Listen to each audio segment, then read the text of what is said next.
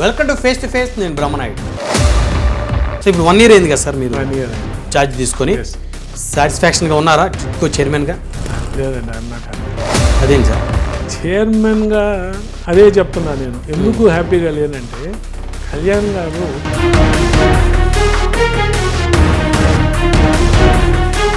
చాలామంది జనసేన పార్టీ పీఓస్లుగా ఉన్నటువంటి కొంతమంది తెలుగుదేశం ఎమ్మెల్యేల కుడిభుజంగా తయారవడానికి ప్రయత్నం చేస్తున్నారు, కానీ వాళ్ళ పార్టీని నియోజకవర్గంలో బలోపేతం చేయాలనేటువంటి ఆలోచన చాలా నియోజకవర్గాల్లో లేదు. ఇవాళ మనం ఈ పొజిషన్లో ఉన్నామంటే అది నేను కానీ పిఓసి కానీ ఒక కార్యకర్త కానీ ఓన్లీ పవన్ కళ్యాణ్ గారి వల్లనే. ఒక ఇన్ఛార్జ్ మీద సస్పెన్షన్ వేటు వేయాలని నిర్ణయించుకున్నారు, ఒక నివేదిక తెప్పించుకున్నారు. సో మీ దగ్గరికి ఆ నివేదిక వచ్చింది. మీరు ఈ నివేదికని ఎవరెవరు దృష్టిలో పెడతారు? మనం ఒక అధ్యక్షుల వారికి తెలిసే ఇన్ఛార్జి మీద వేటు పడుతుందా, అధ్యక్షుల వారికి తెలియకుండానే ఇన్ఛార్జి మీద వేటు పడుతుందా? తను వినుత కోట గారిని సస్పెండ్ చేసినారు. ఆ రోజు అర్జెంటుగా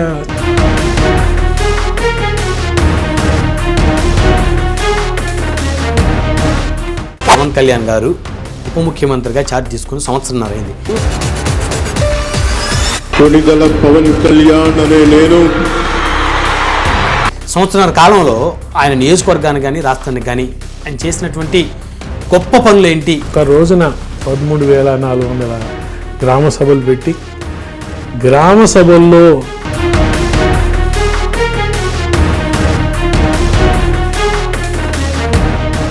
పది రోజుల క్రితం ఆంధ్రప్రదేశ్ అసెంబ్లీలో బాలకృష్ణ గారు మాట్లాడుతూ చిరంజీవి గారిని ఉద్దేశించి మాట్లాడిన అంశం మీద చిరంజీవి గారు గట్టిగా అడిగితే అప్పుడు ఈయన వచ్చాడంది అబద్ధం. గట్టిగా ఎవడు అడగలేదు. అక్కడ మీరు అన్నారు ఇందాక ఏదో గట్టిగా అడిగితే ఈయన వచ్చాడు మళ్ళీ కలవడానికి, లేకపోతే ఏదో సినిమాటోగ్రఫీ వచ్చాడు కలవమన్నారు అని. అవి మిగతాన్ని ఓకే, అవమానించడం ఆయన్ని ఓకే. ఏదో ఆయన పెద్ద గట్టిగా చెప్తే ఆయన దిగి వచ్చాడంట కలవడానికి, లేకపోతే సినిమాటోగ్రఫీ మినిస్టర్ కలవమన్నారంట. అయితే దాని మీద జన సైనికులు మాట్లాడాలన్నా రియాక్ట్ అవ్వాలన్నా కాస్త భయపడ్డారు, ఎందుకంటే వాళ్ళ మీద ఏమైనా వేటు పడుద్దేమో. అసెంబ్లీలో మాట్లాడిన మాటలకి బయట మనం రియాక్ట్ అయ్యామనుకోండి.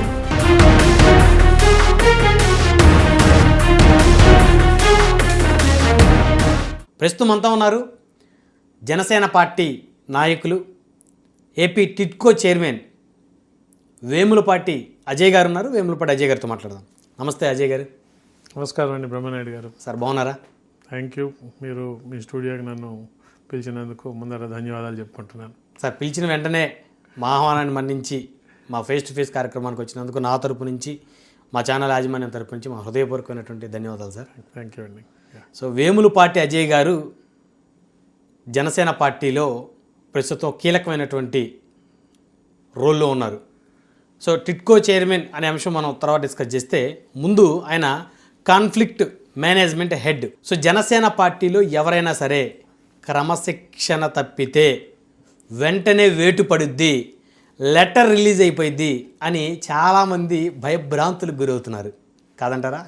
ఆ భయభ్రాంతులకు గురవుతున్నారు అనేది నాకు అది చెప్పలేనండి. కానీ ఖచ్చితంగా కూడా ఒక క్రమశిక్షణ తప్పకూడదు అనే మెసేజ్ పోవాలా ఖచ్చితంగా అని చెప్పి పార్టీ ప్రెసిడెంట్ కళ్యాణ్ గారు కానీ అధిష్టానం కానీ ఒక డిసిషన్ తీసుకున్న తర్వాత ఎవరన్నా తప్పు చేస్తుంటే ఆ పార్టీ క్రమశిక్షణ రాహిత్యంలోకి వస్తే, పార్టీ లైన్ తప్పి కానీ లేదు ఈ కూటమి ప్రభుత్వానికి విఘాతం కలిగించే విధంగా కానీ ఎవరన్నా కానీ ప్రవర్తిస్తుంటే ఖచ్చితంగా కూడా కొన్నిసార్లు యాక్షన్ తీసుకోవాల్సి వచ్చినప్పుడు యాక్షన్ తీసుకోవడం జరిగింది. సో దానివల్ల ఏంటంటే మీరు చెప్పిన విధంగా జనసేన పార్టీలో క్రమశిక్షణ తప్పితే ఇమ్మీడియట్గా యాక్షన్ తీసుకుంటారనేది ఒక ఫీలింగ్ వచ్చింది. అది కొంచెం ఒక 2 పాళ్ళు ఎక్కువ కూడా ఫీల్ అయ్యారు. అంటే మరి చేతులు కట్టేసినట్టు ఫీల్ అవ్వాల జన సైనికులు సార్? ఉంటుందండి ఆ ఫీలింగ్. నేను చెప్తాను. ఎందుకంటే అసలు జనసేన పార్టీ కళ్యాణ్ గారు జనసేన పార్టీ పెట్టినప్పటి నుంచి క్యాడర్కి ఏమని నేర్పించారు? ప్రశ్నించండి. ఎక్కడ తప్పు జరిగినా, ఎంతటి పవర్ఫుల్ వాళ్ళైనా, ఎంతటి బలవంతులైనా కూడా మనం ప్రశ్నించాలా, న్యాయం తరఫున నిలబడాలా. సో ప్రశ్నించడం అనేది ఒక ట్రేడ్ మార్క్గా జనసేన పార్టీలో మనం 10 ఏళ్ళు కొనసాగింది, 11 ఏళ్ళు. ఉమ్. ఇవాళ అధికారంలోకి వచ్చిన తర్వాత ఆ ప్రశ్నించడం అనేది మనం ఏ విధంగా ప్రశ్నించాలా అనే కొన్ని మార్పులు చేర్పులు చేసుకోవాల్సిన అవసరం ఉంది. ఉమ్. సో ఈ క్రమంలో ఎక్కడన్నా కానీ పార్టీ అంటే అంటే అధికారంలో లేనంత వరకు అపోజిషన్లో ఉంటే వేరే ఉంటుందండి. అవును, అధికారంలోకి వచ్చిన తర్వాత ఆచితూచి వ్యవహరించాలి. మనం ప్రతి ఒక్కరికి కూడా ఆచితూచి వ్యవహరించాల్సిన బాధ్యత నా మీద ఉంది, పార్టీలో ప్రతి ఒక్కరి మీద ఉంది, ముఖ్యంగా నాయకుల మీద ఉంటుంది. ఉమ్. అయితే ఇక్కడ పరిస్థితి ఏంటంటే మీరు కాన్ఫ్లిక్ట్ మేనేజ్మెంట్ అని మాట్లాడినప్పుడు అంటే ఏంటి సార్ అసలు కాన్ఫ్లిక్ట్ మేనేజ్మెంట్ ఏంటి? మీరు హెడ్గా ఉన్నారు, అసలు మీ రోల్స్ ఏంటి, రెస్పాన్సిబిలిటీస్ ఏంటి దీంట్లో? ఖచ్చితంగా ఇది చెప్పాల్సిన అవసరం ఉంది. ఉమ్. మిగిలిన పార్టీల్లో డిసిప్లినరీ కమిటీ అని ఉంటుంది. అవును. మా జనసేన పార్టీలో మాత్రం మన పార్టీలో ఆ డిసిప్లినరీ కమిటీ అని పెట్టలేదు. ఉమ్. పవన్ కళ్యాణ్ గారు దీని గురించి నాకు ఎక్స్ప్లెనేషన్ ఏమని ఇచ్చారంటే, మా పార్టీలో ఉన్నవాళ్ళందరూ కూడా ఒక అవగాహనతో ఉన్నోళ్ళు, వయసుకు వచ్చిన వాళ్ళు, వాళ్ళని మనం డిసిప్లిన్ ఎట్ట చేస్తాం, పిల్లలు కాదు కదా డిసిప్లిన్ చేయడానికి. అవును. ఈ వాళ్ళ యొక్క అండర్స్టాండింగ్ బట్టు, వాళ్ళ యొక్క అంబిషన్ బట్టు, అంటే వాళ్ళకి కావాల్సిన, అంటే వాళ్ళు పార్టీలో వాళ్ళు అనుకున్న రోల్ అనో లేకపోతే మాకు ఇది కావాలనో, వాటి బట్టి మనుషుల మధ్య కాన్ఫ్లిక్ట్స్ వస్తాయి. ఈ కాన్ఫ్లిక్ట్స్ని కానీ మనం కొంచెం ఓపిక్గా కూర్చొని విని వాళ్ళ అవసరాలు ఏంటి, లేకపోతే వాళ్ళ అవగాహన ఏంటి, లేదు వాళ్ళ కోరికలు ఏంటి, లేదు వాళ్ళు అనుకున్నది ఏంటి, వాటిని గురించి కానీ మనం కానీ తెలుసుకొని మనం కానీ ఓపికగా వినగలిగితే most of the conflicts can be managed. మనం కాన్ఫ్లిక్ట్స్ని పరిష్కరించగలం. ఓకే, సో మీరు ఒక కాన్ఫ్లిక్ట్ మేనేజ్మెంట్ హెడ్గా ఉండాలి కానీ డిసిప్లినరీ కమిటీ హెడ్ కాదు అని చెప్పి చాలా క్లియర్గా చెప్పారు. ఎప్పుడు చెప్పారన్నమాట? నన్ను ఫస్ట్ అపాయింట్ చేసినప్పుడు. Okay okay. సో దాని అర్థం ఏంటంటే మనందరం కూడా పార్టీలో ఉన్న వాళ్ళందరూ కూడా ఎంతో కొంత అవగాహనతో మన పార్టీ యొక్క సిద్ధాంతాలు నమ్మి, పవన్ కళ్యాణ్ గారి సిద్ధాంతాలు నమ్మి వచ్చి సమాజానికి ఏదో మేలు చేయాలనుకొని వచ్చిన వాళ్ళే. బట్ ఇదే క్రమంలో పార్టీ గోల్స్ ఉంటాయి, ఇండివిజువల్ గోల్స్ కూడా ఉంటాయి. ఇప్పుడు ఎవరు కూడా ఇండివిజువల్గా నేను ఇది అవ్వాలనుకోవడంలో తప్పు లేదు కదా. ఏదో ఒకటి పార్టీలో ఒక పొజిషన్ కోసం, లేకపోతే గవర్నమెంట్లో ఒక పొజిషన్ కోసం, నేను సమాజం గురించి నేను కళ్యాణ్ గారి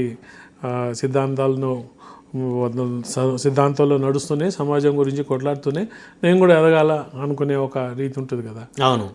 దాంట్లో ఒకే మనిషికి 2-3 ఉండొచ్చు, లేదు 2-3 ఒకే దాని మీద ఉండొచ్చు, ఇటువంటి కాన్ఫ్లిక్ట్స్ ఉండొచ్చు. ఈ పార్టీలో ఇంటర్నల్ కాన్ఫ్లిక్ట్స్ని మనం కూర్చొని మాట్లాడగలిగి రిజాల్వ్ చేయగలగాల, అంతేగాని ఇదేదో పెద్ద డిఫరెన్సెస్ కాదు అనే ఒక బేసిక్ ఫిలాసఫీ మీద కాన్ఫ్లిక్ట్ మేనేజ్మెంట్ అని చెప్పి పెట్టడం జరిగింది. సో కానీ మనం ఒకసారి పవర్లోకి వచ్చిన తర్వాత చాలాసార్లు చెప్పడం జరిగింది ఏంటంటే, మనం ప్రశ్నించండి కానీ కూటమిలో ఉన్నాం కాబట్టి స్ఫూర్తిని దెబ్బతీయొద్దు, కూటమి స్ఫూర్తిని కానీ కూటమికి ఇబ్బంది పరంగా వచ్చే విధంగా చేయొద్దు అనేది చాలాసార్లు ప్రైవేట్గా కానీ పబ్లిక్గా కానీ చెప్పడం జరిగింది. ఎక్కడెక్కడైతే మనకు పార్టీ సిద్ధాంతాలకు వ్యతిరేకంగా పనిచేసినా, లేదు కూటమి స్ఫూర్తికి కొంచెం విరుద్ధంగా ఉంది అనుకున్నా కూడా యాక్షన్ తీసుకోక తప్పలే. అంటే అప్పటికప్పటికి యాక్షన్ తీసుకోలేదు. మీరు కానీ చూశారంటే చాలా రోజులు ఆగి నెమ్మదిగా చెప్పడం జరిగింది. ఆ తర్వాత ఇంకా యాక్షన్ తీసుకోకపోతే తప్పదు అనుకున్న విషయాల్లో కొన్ని విషయాల్లో యాక్షన్. అంటే ఎవరన్నా ఒక లైన్ క్రాస్ చేస్తున్నారు, టూ మచ్గా వెళ్తున్నారు అన్నప్పుడు వాళ్ళ మీద మీరు కాన్సన్ట్రేషన్ చేస్తారు, వాళ్ళ మీద ఒక నిఘా పెట్టి వారి కదలికల్ని అసలు ఏంటి అనేది కాన్సన్ట్రేషన్ చేసి నిర్ణయం తీసుకుంటారు. అంతే వెంటనే ఇమీడియట్గా తీసుకోరు. లేదండి, ఇమీడియట్గా యాక్షన్ తీసుకోవడం కాకుండా మోస్ట్ ఆఫ్ ది కేసెస్లో మనకు 1-2-3 సార్లు కంప్లైంట్లు వచ్చి ఉంటాయి. ఓకే ఓకే, ఈ విధంగా జరిగింది ఇట్లా చేశారని చెప్పి. సో కంప్లైంట్ వచ్చినప్పుడు మాట్లాడడం కానీ క్రాస్ చెక్ చేసుకుంటారు సార్. కంప్లైంట్ వచ్చినప్పుడు మీరు ఖచ్చితంగా ఇప్పుడు కంప్లైంట్ చేయగానే, ఇప్పుడు అది కానీ చేయకపోతే మంది తప్పవుద్ది కదా. ఎవరన్నా నాకు కంప్లైంట్ పెట్టారు, కంప్లైంట్ పెట్టంగానే అది నిజమని అనుకోకూడదు, అట్టని చెప్పి దాన్ని వదిలేయొద్దు, చూడాల్సిన అవసరం ఉంటుంది. ఈ కంప్లైంట్ ఎంత మాత్రం వాస్తవతుంది, దీంట్లో ఏంటి నిజం ఏంటి అని. 1-2-3 సార్లు వచ్చాయనుకోండి, దాని సీరియస్నెస్ పెరుగుతుంది. ఎందుకు అవుతున్నది ఇట్లా, ఏం జరుగుతున్నది, దీంట్లో నిజం ఏంటి అని చెప్పి. సో దాని యొక్క మనకు వచ్చిన ఫైండింగ్స్ బట్టి యాక్షన్ తీసుకోవడం జరుగుతుంది. అయితే అనేక సందర్భాల్లో చాలామంది మీద సస్పెన్షన్ వేటు పడినప్పుడు ప్రత్యేకించి ఇన్ఛార్జీలుగా ఉన్నటువంటి వ్యక్తుల మీద మీ ప్రభుత్వం వచ్చిన తర్వాత, కూటమి ప్రభుత్వం వచ్చిన తర్వాత, జనసేన ప్రభుత్వంలో భాగస్వామ్యం అయిన తర్వాత చాలామంది ఇన్ఛార్జీల మీద వేటు పడినటువంటి పరిస్థితి ఉంది. సో ఆ క్రమంలో చాలామంది వేములపాటి అజయ్ గారిని ఒక విలన్ లాగా ఊహించుకున్నటువంటి పరిస్థితి, వెంటనే సస్పెండ్ చేసేస్తున్నారు, నిజాలు తెలుసుకోవటం లేదు, ఈ విధంగా ప్రతి ఒక్కరిని, అంటే చిన్న చిన్న పొరపాట్లు ఉంటాయి, చూసి చూడనట్టు పోవాలి, ఏ రాజకీయ పార్టీలు ఉంటాయి కదా, సో ఈ విధంగా సస్పెండ్ చేసుకుంటా పోతే ఇంకెవరు మిగులుతారు పార్టీలు అనేటువంటి వాయిస్ కూడా కొంత వినపడింది. అజయ్ గారిని విలన్గా కొంతమంది చిత్రీకరించాలని కూడా ప్రయత్నం చేశారు. మీ దాకా రాలేదు సార్ ఇవన్నీ? అంటే మనం ఒక పొజిషన్లో తీసుకున్నప్పుడు కొన్నిసార్లు పొగుడతారు, కొన్నిసార్లు తిడతారు. మీరు ఎంత నిజాయితీగా పనిచేశారనేది చూసుకొని రెండింటినీ స్వీకరించాలండి. ఒకసారి మంచి నిర్ణయం తీసుకున్నారని చప్పట్లు కొట్టి చేసినప్పుడు సంతోషపడి, ఒకసారి కష్టపడి మనసు కష్టపడినప్పుడు మనలో ఒక మాట అంటే బాధపడితే ఎట్లా, రెండు కూడా స్వీకరించాలా.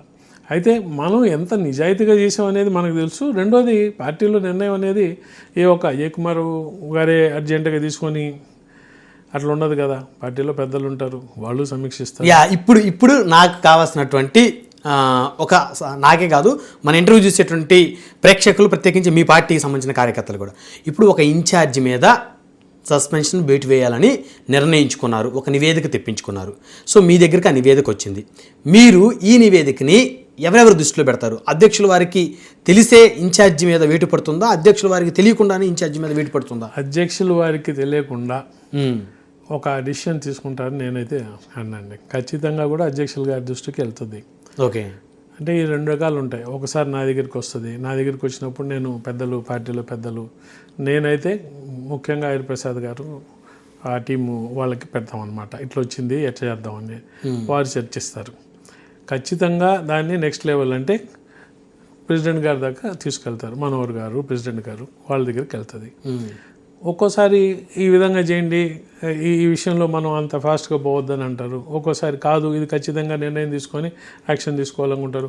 ఒక్కోసారి నిర్ణయం నాది కూడా దాటి డైరెక్ట్గా వాళ్ళే నిర్ణయం కూడా తీసుకుంటారు. సో అలా జరిగినాయా? ఉంటాయి కదా. ఇప్పుడు మీకు ఒక ఎగ్జాంపుల్ ఇస్తాను. వినూత కోట గారిని సస్పెండ్ చేసినారు. ఆ రోజు అర్జెంటుగా చేయాల్సి వచ్చిన పరిస్థితి వచ్చింది, వాళ్ళే చేశారు. సో అర్జెన్సీ బట్టి, దాని యొక్క టైం లేదు, ఆ రోజు ఇష్యూ తీవ్రత బట్టి చేయాలి కదా.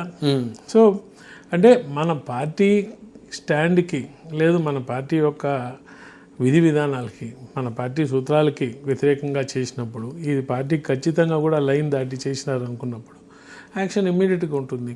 ఓకే, కొన్ని దగ్గరలా చర్చిస్తారు, కొన్ని దగ్గరలో ఏమంటారంటే, ఇప్పుడు అంతా మేము సమన్వయంతో ప్రతి ఒక్కరు ఒప్పుకొని చేస్తారని కూడా ఉండదు. ఓకే, ఒక్కోసారి వారు చెప్పొచ్చు ఈ యాక్షన్ కొంచెం తగ్గండి, ఇది కరెక్ట్ కాదేమో అని. ఒక్కోసారి నేను చెప్పొచ్చు ఏంటి ఇది చూసి చేద్దామా అని. కానీ అందరం అనుకొని కలిసి తీసుకుని అంతేగాని ఏ ఒక్కరు అజయ్ కుమార్, అంటే అజయ్ కుమార్ గారు విలన్ అవుతారో ఇంకోటి అవుతారో, అది ఆ రోల్తో పాటు వచ్చింది కాబట్టి అది యాక్షన్ ఖచ్చితంగా కూడా యాక్సెప్ట్ చేయాల్సిన అవసరం ఉంది. సో ఇంకా మీకు తప్పదు, కొన్ని సందర్భాల్లో మీరు విలనైనప్పటికీ కూడా పార్టీ విధానాలు, సిద్ధాంతాలు, ప్రెసిడెంట్ గారి నిర్ణయాల మేరకు మీరు పనిచేయాల్సిన పరిస్థితి. అంటే మనం ఇలానే అట్లా అనుకుంటే ఎట్లండి, పార్టీ మనం అందరం ఒక బాధ్యత తీసుకున్నాం, చేదు ఒక బాధ్యత ఉంది, ఆ బాధ్యతని నిర్వర్తించాల్సిన అవసరం ఉంది కదా. మరి కళ్యాణ్ గారు మీకు ఎందుకు ఇచ్చారు ఆ బాధ్యత, ఎందుకు పెట్టారు మీ మీద నమ్మకం? దాన్ని మీరు తప్పు చేయకుండా మీరు తీసుకున్న ప్రతి ఒక్క నిర్ణయం కూడా నిష్పాక్షికంగా, వితౌట్ ఎనీ బయాస్, మీకు తెలిసినంత వరకు మీరు కరెక్ట్ నిర్ణయం తీసుకోవాలా, నిర్ణయం మాకు చెప్పాలా అనేదే కదా. ఆయన పెట్టిన ఆ నమ్మకాన్ని మనం ఒమ్ము చేయకుండా మనం కరెక్ట్గా చేస్తున్నంత వరకు ఒక్కోసారి మంచి జరగచ్చు, ఒక్కోసారి జనాలు నేను విలన్ అనొచ్చు, కానీ నేను యాక్సెప్ట్ చేయాలా. రాజకీయ పార్టీలో నాకు మట్టి అంటకూడదు అంటే ఎట్లా? తప్పదు, ఖచ్చితంగా పొగడ్తలు, విమర్శలు సర్వసాధారణం. సరే, ఎవరైతే ఒకరి మీద యాక్షన్ తీసుకుంటే వాళ్ళకి బాధ ఉంటుంది కదా, ఖచ్చితంగా. And there must be two sides of the story. వాళ్ళ మనసులో కూడా ఒక స్టోరీ ఉంటుంది కదా. సో కానీ మనకు తెలిసినంత వరకు మనం తీసుకున్న నిర్ణయము సరైన నిర్ణయం. ఇప్పుడు ఒక దగ్గర తప్పు పోవచ్చు, మాకు తెలిసిన ఇన్ఫర్మేషన్ రాంగ్ ఫీడ్బ్యాక్ కావచ్చు, కరెక్ట్ కూడా చేసుకునే ఒక ఆపర్చునిటీ ఉంటుంది. సో ఇదొక ప్రక్రియ అండి.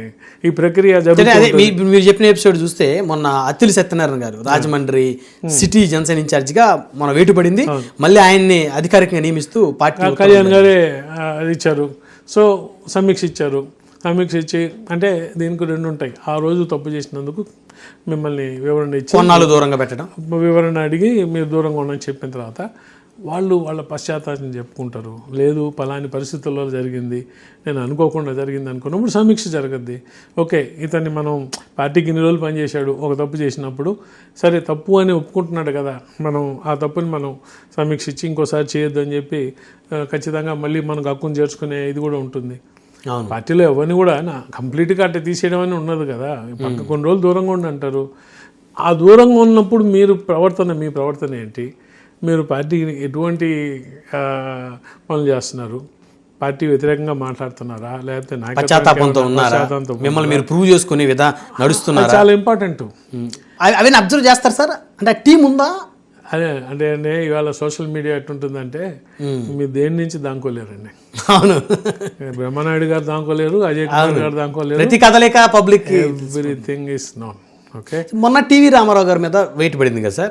అప్పుడు కాస్త కొంతమంది జన సైనికులు మన పార్టీకి సంబంధించి మనకి ఇక్కడ నామినేటెడ్ పదవుల్లో మరీ తీవ్రమైన అన్యాయం జరుగుతుంది అని చెప్పేసి కొంతమంది జనసేన కార్యకర్తలు రోడ్డు ఎక్కడం వల్ల వారి యొక్క కోరిక మీదకు టీవీ రామారావు గారు కూడా అక్కడ పార్టిసిపేట్ చేశారు, కానీ పార్టీ అధిష్టానం ఆయన మీద వెయిట్ వేసింది అనేటువంటి ఎపిసోడ్ వచ్చింది. అంటే మనకు అన్యాయం జరుగుతుందని ప్రశ్నిస్తే ఎలా మీరు వెయిట్ వేస్తారని, అప్పుడు ఆ ఎపిసోడ్ ఏమైంది సార్ తర్వాత? అది నిజంగా కూడా అంటే మీరు ఎందుకు టీవీ రామారావు గారి మీద అట్లా పార్టీ కొన్ని రోజులు దూరంగా ఉండి ఏం చెప్పారు అనేది అర్థం చేసుకోవాలి. అంటే ఇప్పుడు మనం ఒక కూటమి ప్రభుత్వంలో ఉంటూ కూటమిలో అంతా సరిగ్గా ఉందని నేను కూడా చెప్పను, ప్రాబ్లమ్స్ ఉంటాయి.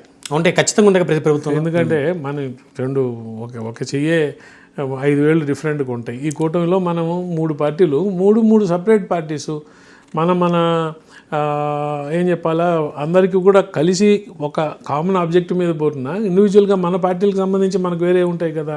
అవును. సో అంతా కలిసి సవ్యంగా ఉందని అనుకోము. కానీ ఒక నాయకుడు అర్థం చేసుకోవాల్సింది ఏంటంటే ఆయన మామూలు నాయకుడు కాదు, ఆయన ఒక ఎక్స్-ఎమ్మెల్యే, ఒక కాన్స్టిట్యున్సీకి ఇన్ఛార్జ్గా ఉన్నారు.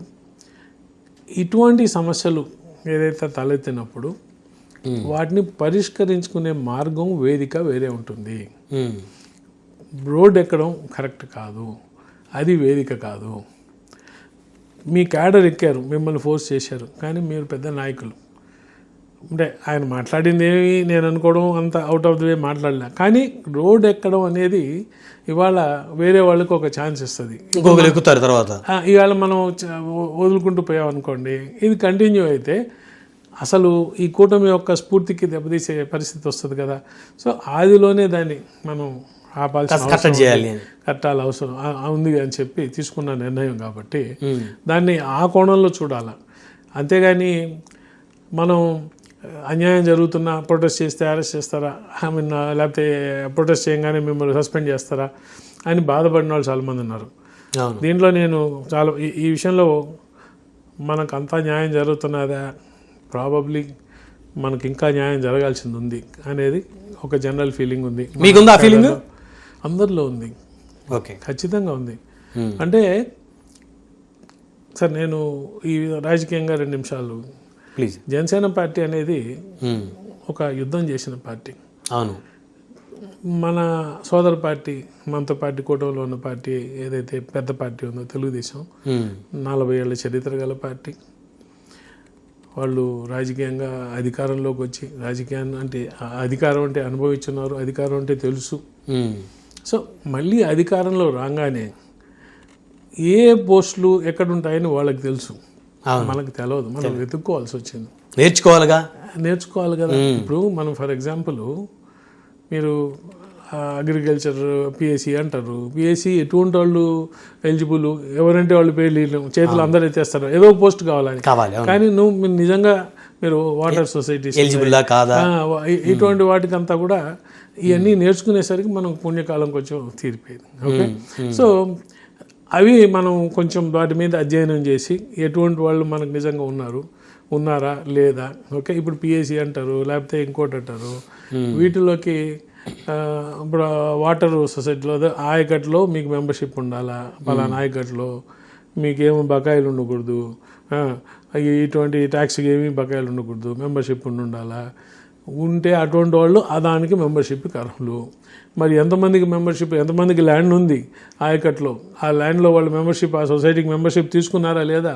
మా జనసేన పార్టీలో అంతా లేదు, అంత కుర్రోళ్ళు కదా. అవును, రాజకీయాల్లోకి వచ్చింది జనసేన పార్టీకి ఎక్కువ యూత్. సో ఇవన్నీ తెలియకుండా ఇవాళ మనం ప్రతి ఒక్క స్టెప్ నేర్చుకోవాల్సిన పరిస్థితిలో ఉన్నాం. ఏ పోస్ట్కి ఏం అర్హతలు ఉంటాయి, మనం ఏం చేసుకోవాలి, క్వాలిఫికేషన్, మనం వాటికి అంతా రెడీ కావాలా. సో ఇక్కడ మనం కొంచెం వెనకబడ్డాం. అంటే మొదటిసారి అధికారంలో రావడం, అందరూ యంగ్స్టర్స్ అంటే నిజంగా కూడా తెలియదు. సో ఒక పక్కేమో మనం అధికారంలోకి వచ్చాము, అధికారంలో రాగానే 2 రకాలు ఉంది ఇందులో. మార్పు, ఏదో మనం మార్పు కోసం వచ్చాం కదా, ఈ మార్పు జరగట్లేదని ఫ్రస్ట్రేట్ అయ్యేవాళ్ళు కొంతమంది. అవును, అధికారంలో మాకేం భాగస్వామ్యం ఉంది అని అడిగేవాళ్ళు ఇవాళ వాళ్ళు కూడా ఉన్నారు చాలామంది. ఈ ఫ్రస్ట్రేషన్ అంతా కూడా తెలుగుదేశం మనల్ని కరెక్ట్గా ట్రీట్ చేయట్లేదు అని ఒక ఫ్రస్ట్రేషన్లోకి వచ్చారు. సో అట్లా వచ్చినప్పుడు ఏంటంటే మనం కొంచెం అర్థం చేసుకొని ఈ సమన్వయపరచడానికి తెలుగుదేశాన్ని, బీజేపీని, అలాగే జనసేన పార్టీని ఎట్లయితే ఎలక్షన్స్ ముందర మనం ఒక సమన్వయ కమిటీ ఉన్నాయో అటువంటి కమిటీలు మళ్ళీ ఏర్పరచుకొని మనం గ్రౌండ్ లెవెల్లో సమన్వయపరుచుకుంటూ ఈ పలాని రాబోతున్నాయి, పలాని రేపు ఫర్ ఎగ్జాంపుల్ రేపు లోకల్ బాడీస్ వచ్చినప్పుడు లోకల్ బాడీస్లో ఈ సమన్వయం రాకపోతే ఎట్లా? సో ఇటువంటివి కొన్ని ఉన్నాయి లోపాలు. కానీ ఈ లోపాలు ఉన్నాయి కదా అని చెప్పి రోడ్డు ఎక్కేస్తామా? మన పార్టీలో మనం మాట్లాడుకోవాలా. ఒక పక్క పవన్ కళ్యాణ్ గారు, చంద్రబాబు నాయుడు గారు చాలా ఓపెన్గా 15 ఏళ్ళు 20 ఏళ్ళు మేము ఈ కూటమిని నడుపుతాము, ఈ రాష్ట్ర ప్రయోజనాలు, ఈ రాష్ట్ర ప్రజల ప్రయోజనాలు ముఖ్యము, వాళ్ళ అండర్స్టాండింగ్ బాగానే ఉంది. వాళ్ళు మాట్లాడుతున్నప్పుడు మనం కింద లీడర్లు కానీ, మన కింద వాళ్ళు కానీ మనం కూడా అర్థం చేసుకొని ఏ విధంగా ఈ కూటమి ఐక్యతని ఇంకా పెంపొందించాలా, ఏ విధంగా మనం ఈ స్నేహభావం పెంచుకోవాలని చూడాలి. కానీ వాటిని మనం డిఫరెన్సెస్ని పెంచుకుంటూ పోతే ఎవరికి నష్టం? పార్టీకి నష్టం, ముందు అందరికీ నష్టం, అన్ని పార్టీలకి నష్టం, అన్ని పార్టీలకి నష్టం, ప్రజలకు నష్టం, రాష్ట్రానికి నష్టం. మనం కిందట 5 సంవత్సరాలు చూసాం ఎటువంటి ప్రభుత్వం ఉండిందో. మరి అటువంటి ప్రభుత్వం కావాలా? కాదు కదా. సో ఇవన్నీ కూడా మనసులో పెట్టుకొని ఒక్కోసారి బాధాకరమైన, అంటే బాధపడిన మనసు ఒక్కోసారి చివుక్కుమన్నా గట్టి చేసుకొని యాక్షన్ తీసుకోవాల్సిన అవసరం ఉన్నప్పుడు తీసుకోవాలా. దాన్ని విలన్ అంటారో తిడతారో వాటిని అన్నీ స్వీకరించాలా, పార్టీకి మాత్రం కట్టుబడి ఉండాలి. సో మొత్తానికి అంటే పబ్లిక్లో కనిపించే వేములపాటి అజయ్ గారు వేరు, ఇప్పుడు నా ముందు ఉన్నటువంటి అజయ్ గారు వేరు. పార్టీ పట్ల ఒక డెడికేషను, ఒక నిబద్ధత, సో మెగా కుటుంబం పట్ల ఒక అభిమానము, సౌమ్యంగా మీరు చాలా స్పష్టంగా కనపడుతున్నారు. కానీ పార్టీ కోణంలో చూస్తే ఎక్కడ ఎవరు చిన్న పొరపాటు చేసినా అది అజయ్ గారి దగ్గరికి వెళ్ళిందంటే వేటు పడుద్ది. అంటే మనం కళ్యాణ్ గారు ఇవాళ ఒక పొజిషన్ ఒక మనిషిని పెట్టారంటే ఏ క్వాలిఫికేషన్ లేకుండా పెట్టారు కదా. అవును, ఎందుకు పెట్టారు? ఏమని చెప్పారంటే నీతి నిజాయితీగా మీరు ఖచ్చితంగా పార్టీ లైన్ని నిలబెట్టే విధంగా ఉండాలని. దానికి మనం కట్టుబడి ఉండాలి కదా, దానికి భయపడేది ఏముంది? సో ఇందులో నేనేం పెద్ద గొప్ప అనుకోవట్లే. నేను 10 మందిని మనల్ని తిట్టారన్నా కూడా నేను తిట్టిన వాళ్ళతో కూడా మాట్లాడడానికి రెడీ. ఎందుకంటే వాళ్ళు ఎవరు? మా జనసైనికులే, మన సోదరులే. బాధపడి ఉండొచ్చు, బాధతో తిట్టారు, హాయిగా మాట్లాడుతాం. మిమ్మల్ని ఎవరైనా విమర్శించిన మీ దగ్గరికి వస్తే మళ్ళీ వాళ్ళతో మాట్లాడతారు సార్? తప్పే ఉందండి విమర్శ. ఇప్పుడు పర్సనల్గా విమర్శించి ఇప్పుడు నన్ను నా బాడీని అని అట్లా బాడీ షేమింగ్ చేసిన వాళ్ళు తప్ప, బట్ పర్సనల్గా మీరు వచ్చి మీ నిర్ణయం తప్పండి అని అనుకోండి, తప్పు ఏమని మాట్లాడతాను ఖచ్చితంగా. ఎట్లా తప్పు ఏంటి చెప్పండి, ఏంటి నా నిర్ణయం ఇందువల్ల తీసుకున్నాను, ఈ నిర్ణయం మీరు అర్థం చేసుకోండి, సహృదయంతో మీరు కూడా యాక్సెప్ట్ చేయండి అని చెప్తాం. తప్పే ఉంది ఖచ్చితంగా. అటువంటి డైలాగే కదా కాన్ఫ్లిక్ట్ మేనేజ్మెంట్ అంటే. The very essence of conflict management is dialogue. Okay, so అటువంటి ఎవరన్నా వచ్చి మాట్లాడతానన్నప్పుడు నేను ఎల్లప్పుడూ మాట్లాడడానికి రెడీ. ఓకే, సో దీంట్లో మనకి ఎటువంటి నామూషి లేదు, ఎటువంటి ప్రెస్టేజ్ లేదు. హ్యాపీగా ఎంతటి అంటే నేను చెప్పేది పెద్ద లీడర్ కానివ్వండి, మామూలు మన జన సైనికుడు కార్యకర్త కానివ్వండి, కూర్చొని మాట్లాడడానికి ఎప్పుడు రెడీ. సో ఎప్పుడైనా అందరికి అందుబాటులో ఉంటారు 100%. నేను వాళ్ళని వాళ్ళు ప్రూవ్ చేసుకునే క్రమంలో మీ దగ్గరికి రావాలనుకున్న క్రమంలో అందరికీ మీరు కాంటాక్ట్లో ఖచ్చితంగా ఉంటారు. చాలామంది వస్తుంటారు, మీరు యాక్షన్ తీసుకున్నారండి, ఇది కరెక్ట్ కాదు అని వింటుంటాను. కానీ టైం పడుతుంది. ఇప్పుడు వాళ్ళు చెప్పింది కరెక్ట్ అనుకుంటున్నాం ఫర్ మినిట్. ఇమ్మీడియట్గా ఏమైనా చేయగలనా, దానికి ఒక ప్రాసెస్ ఉంటుంది కదా. సో ఆ ప్రాసెస్ ఏంటి, పెద్దవాళ్ళ దగ్గర పోవాలా, చెప్పగలగాల, ప్రెసిడెంట్ గారు యాక్సెప్ట్ చేయగలగాల, ప్రాసెస్ ఉంటుంది కదా. సో మరి అందరూ ఇప్పుడు నేను ఒక్కడే కాదు, ఇప్పుడు ఆఫీస్లో ఎక్కువ కూర్చునేది హరిప్రసాద్ గారు మా టీం ఉంటారు కదా, వాళ్ళ దగ్గర కూడా వస్తారు. ఏమని, సార్ అజయ్ గారు యాక్షన్ తీసుకున్నారు తప్పు, ఇది జరిగిందని వాళ్ళు సమీక్షిస్తారు. సమీక్ష ఇచ్చినప్పుడు మాట్లాడుకుంటాం ఇట్లా అని. సో ఈ యాక్షన్ అనేది వన్ వే ఉండదు. ఈ మధ్యకాలంలో పవన్ కళ్యాణ్ గారు మిమ్మల్ని పిలిచి ఇప్పటి వరకు ఎవరెవరి మీద సస్పెన్షన్స్ వేశామో సో వాటికి సంబంధించినటువంటి విచారణ ఎంక్వైరీ పూర్తిగా అంటే కొంతమందిని పక్కన పెట్టారు కదా. సో వాళ్ళందరినీ కూడా ఎవరెవరైతే జెన్యున్గా ఉన్నారో వాళ్ళ యొక్క నడవడిక కదలికను బట్టి వాళ్ళ మీద సస్పెన్షన్లను రిమూవ్ చేయండి అని చెప్పేసి మీకు చెప్పారని ఒక చర్చ నడుస్తుంది పార్టీలో. నిజంగా జరగలేదండి, అట్లా ఉన్నది, అట్లేం లేదు. అంటే మీకు రామారావు గారి విషయంలో ఇమ్మీడియట్గా మన తమిళ శివశంకర్ గారిని ఎంక్వైరీకి ఏమని పంపారు. ఏం జరిగింది, అసలు ఎందుకు చేయాల్సి వచ్చింది, ఎందుకంటే ఆయన senior leader, next MLA Ramarao గారు ఒక సీనియర్ లీడరు, పార్టీకి కట్టుబడి పనిచేశాడు. రామారావు గారి విషయంలో ఒకటి చెప్తాను నేను. రామారావు గారు టికెట్ ఆశించి టికెట్ రాకపోయినా మళ్ళీ వచ్చి కాకినాడ ఎంపీ ఎలక్షన్స్లో ఎంపీ గారి కోసం చాలా కష్టపడి పనిచేశారు. ఎందుకంటే మేమందరం బిటాపన్లో ఉండి పనిచేసినప్పుడు రోజు రివ్యూ మీటింగ్స్లో వారు వచ్చేవారు, బాగా తిరిగి పనిచేశారు. సో పార్టీకి ఆ ఇది ఉంది ఆయన మీద, సీట్ రాకపోయినా కూడా ఆయన కూర్చోకుండా మళ్ళీ ఎలక్షన్స్లో పార్టీ కోసం కష్టపడి పనిచేశారని. కానీ అంత సీనియర్ నాయకుడు ఆ విధంగా చేయాల్సిన అవసరం ఏమొచ్చింది, దాన్ని ఏంటి అనేది వారు అన్నీ కనుక్కొని రిపోర్ట్ ఇచ్చారు. ప్రెసిడెంట్ గారు ఆ రిపోర్ట్ని సమీక్ష చేసి అకార్డింగ్లీ తీసుకుంటారు యాక్షన్. సో తొందరలో టీవీ రామారావు గారు మళ్ళీ పార్టీలో అంటే వస్తారని చెప్పండి, నేనేమంటా, మీకు నమ్మకం ఉంది అంటే శివశంకర్ గారు ఇచ్చిన రిపోర్ట్ బట్టి పాజిటివ్ కళ్యాణ్ గారు అది ఏమి ఇచ్చారో మనకు తెలియదు, నేను చూడలే కదా, కానీ నా నమ్మకం ఏంటంటే ఏదైతే శివశంకర్ గారు ఇచ్చారో దాన్ని బట్టి కళ్యాణ్ గారు ఖచ్చితంగా యాక్షన్ తీసుకొని మంచిగా చెడ్డ ఏంటి అనేది చేస్తారు. ఇప్పుడు ప్రెసిడెంట్ గారికి రైట్ ఫ్రమ్ ద బాటమ్ ప్రతి ఒక్క జన సైనికుడు కానీ వీర మహిళ కానీ వాళ్ళ బాగోగుల గురించి ఆలోచించే కెపాసిటీ ఉందండి. అవును. సో అజయ్ గారికి బాధ్యత ఇచ్చాం కాబట్టి ఆయన చెప్పిందంతా కరెక్ట్ అని అనుకోరు. ఎంత మనం ఆయన నమ్మకం పెట్టినా it is always subject to review. మళ్ళీ ఆయన రివ్యూ చూసుకుంటారు కదా, రివ్యూ ఉంటుంది కదా, మీరు చేసింది కరెక్టా, అంటే వీళ్ళకి దీని మీద చేయాల్సి వచ్చింది, వీళ్ళు ఏ ప్రాతిపదిక మీద ఇట్లా అయింది. గుడ్డిగా ఏం నిర్ణయం తీసుకునేది ఉండదు, మీరు ఏమైనా పంపిస్తే ఇదండి అంటే రివ్యూ చేసుకొని తీసుకుంటారు. ఆయన కూడా పర్సనల్ కళ్యాణ్ గారికి చాలా సైడ్స్ నుంచి ఇన్ఫర్మేషన్, ఇంకా టీం ఉంటుంది ఆయనకి, చాలా మంది వస్తుంది. సో ఒక్కోసారి కళ్యాణ్ గారే చెప్తారు ఈ విషయం నాకు తెలిసింది, దీని మీద యాక్షన్ తీసుకోండి అని. అంటే కొన్ని విషయాల్లో ఆయన చాలా స్ట్రిక్ట్ అండి. ఎవరన్నా ఒక మహిళ మీద అనుచితంగా ప్రవర్తించిన, అంటే ఇప్పుడు ఆ పత్తిపాడు ఇన్ఛార్జి ఒక లేడీ డాక్టర్ మీద అరిచాడు గల్బా చేశాడు అని చెప్పి రాగానే అది మనం మనకు వచ్చింది రియాక్ట్ అయ్యే లోపలే మాకు ప్రెసిడెంట్ గారి దగ్గర నుంచి యాక్షన్ తీసుకోండి అని వచ్చింది.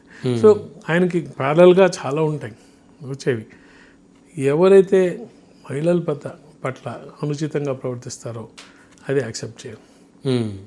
ఇంకా మిగిలినవి పార్టీ యొక్క లైను కూటమి దాని మీద చాలా స్ట్రిక్ట్గా ఉన్నారు. ఆ కూటమి ఐక్యతకి విఘాతం కల్పించకుండా ప్రవర్తించాల్సిన అవసరం ఉంది, అందులో నాయకులు అన్నవాళ్ళు. ఇకపోతే అజయ్ గారు మీ రాజకీయ అంశాలకు వస్తే వేములపాటి అజయ్ గారు నాగబాబు గారికి అత్యంత సన్నిహితులు, ఇద్దరు వెరీ క్లోజ్ ఫ్రెండ్స్. సో ఆ కారణంగానే అజయ్ గారికి ఆంధ్రప్రదేశ్ టిడ్కో చైర్మన్గా ఆయనకి జనసేన పార్టీ అధిష్టానం అవకాశం ఇచ్చింది అని అనే వాళ్ళకి మీరేం చెప్తారు? నేను దాన్ని కాదన్ను అవును అని చెప్పను. ఎందుకంటే కాదంటే నాకు బాధ. ఎందుకు బాధ? నిజంగా కూడా నాగబాబు గారు నాకు లైక్ మై ఓన్ బ్రదర్. మా స్నేహితం ఇవాళది కాదు, 1978 నుంచి మేము 1978 ఓకే. అంటే ఇవాళ ఎన్నేళ్ళు అయింది, అప్పటి నుంచి మేము స్నేహితం, మాది అట్లా కంటిన్యూ అవుతా వస్తున్నది. సో నాగబాబు గారు నాకేం చేయలేదు, నాగబాబు గారు లేకుండా హెల్ప్ చేశారు నేను చెప్తే నేను నిజం అబద్ధమైనా కానీ నా మనసులోంచి ఆ మాట వస్తే నాకు బాధేస్తుంది. ఓకే. ఇకపోతే కళ్యాణ్ గారి సంగతి, ఎందుకు టిడ్కో చైర్మన్ ఇచ్చారు నాకు అనేది నాకు ఇవాళ నిజంగా తెలియదు. నేను ఒక్కటైతే చెప్తానండి, ఇది జనసేన పార్టీ కాబట్టి, పవన్ కళ్యాణ్ గారు కాబట్టి, అజయ్ కుమార్ లాంటి వ్యక్తికి టిడ్కో చైర్మన్ వచ్చింది. ఇంకే పార్టీలో కానీ ఇంక వేరే రాజకీయ నాయకుడు కానీ ఇయ్యరు. ఇది మాత్రం నాకు తెలుసు. సో 100% అది నాబాబు గారు ఇప్పించారా ఇంకోరు ఇప్పించారా నాకు తెలియదు, కానీ పవన్ కళ్యాణ్ పవన్ కళ్యాణ్ గారు లాంటి వ్యక్తి, జనసేన పార్టీ లాంటి పార్టీ కాబట్టే అజయ్ కుమార్ లాంటి వ్యక్తికి టిడ్కో చైర్మన్ చాలా ఇంపార్టెంట్ పోస్ట్. నేను కింద నుంచి రాజకీయాల్లో నుంచి వచ్చినోడిని కాదు. నన్ను ఒక ఇంటలెక్చువల్గా తీసుకువచ్చి పార్టీలోకి ఆహ్వానించి ఒక పొజిషన్ ఇచ్చారు. అటువంటిది తీసుకొచ్చి ఒక టిడ్కో చైర్మన్గా ఇవ్వడం అనేది కళ్యాణ్ గారి డిసిషన్. ఒకరు చెప్తేనో లేకపోతే ఒకరు రికమెండ్ చేస్తేనో వచ్చే ఇది కాదు. కళ్యాణ్ గారు ఏవి చూసి ఇచ్చారు నాలో అనేది అది కళ్యాణ్ గారికి తెలుసు. నా వరకు నేను ఏం ఆలోచించుకుంటా అంటే, అటువంటి ప్రశ్న కన్నా కూడా, ఎందుకు ఇచ్చారనే ప్రశ్న కన్నా, మనల్ని నమ్మి ఇవాళ ఒక చోట కూర్చోబెడితే దాన్ని మనం ఆయన నా మీద పెట్టిన నమ్మకాన్ని ఏ విధంగా నేను సాకారం చేయాలా, ఎంత కష్టపడి పనిచేసి ఈ టిడ్కో ఇళ్ళని కంప్లీట్ చేయాలా, నా మైండ్ ఎంతసేపు దాని మీదే ఉంటుందండి. సో వీళ్ళ వల్ల వచ్చిందా వాళ్ళ వల్ల వచ్చిందా అనేది నేను పెద్ద పట్టించుకోను. నిజంగా నాబాబు గారు చెప్తే నాకు చాలా సంతోషం, చెప్పాడనే అనుకుంటాను నేను ఎంతసేపటికి. ఎందుకంటే నాబాబు అంటే నాకు అంత ప్రేమ, నేనంటే కూడా ఆయనకు అంత ప్రేమ. సో ఆయన చెప్తే ఇచ్చారా అనేది నాకు ప్రశ్నగా చెప్పుండాలని కోరుకుంటాను. చెప్పకపోయినా కూడా బాధపడను. కానీ కళ్యాణ్ గారు ఒక వ్యక్తిని ఒక చోట్లో పెట్టారంటే ఆయన థింకింగ్ చాలా డిఫరెంట్గా ఉంటుంది.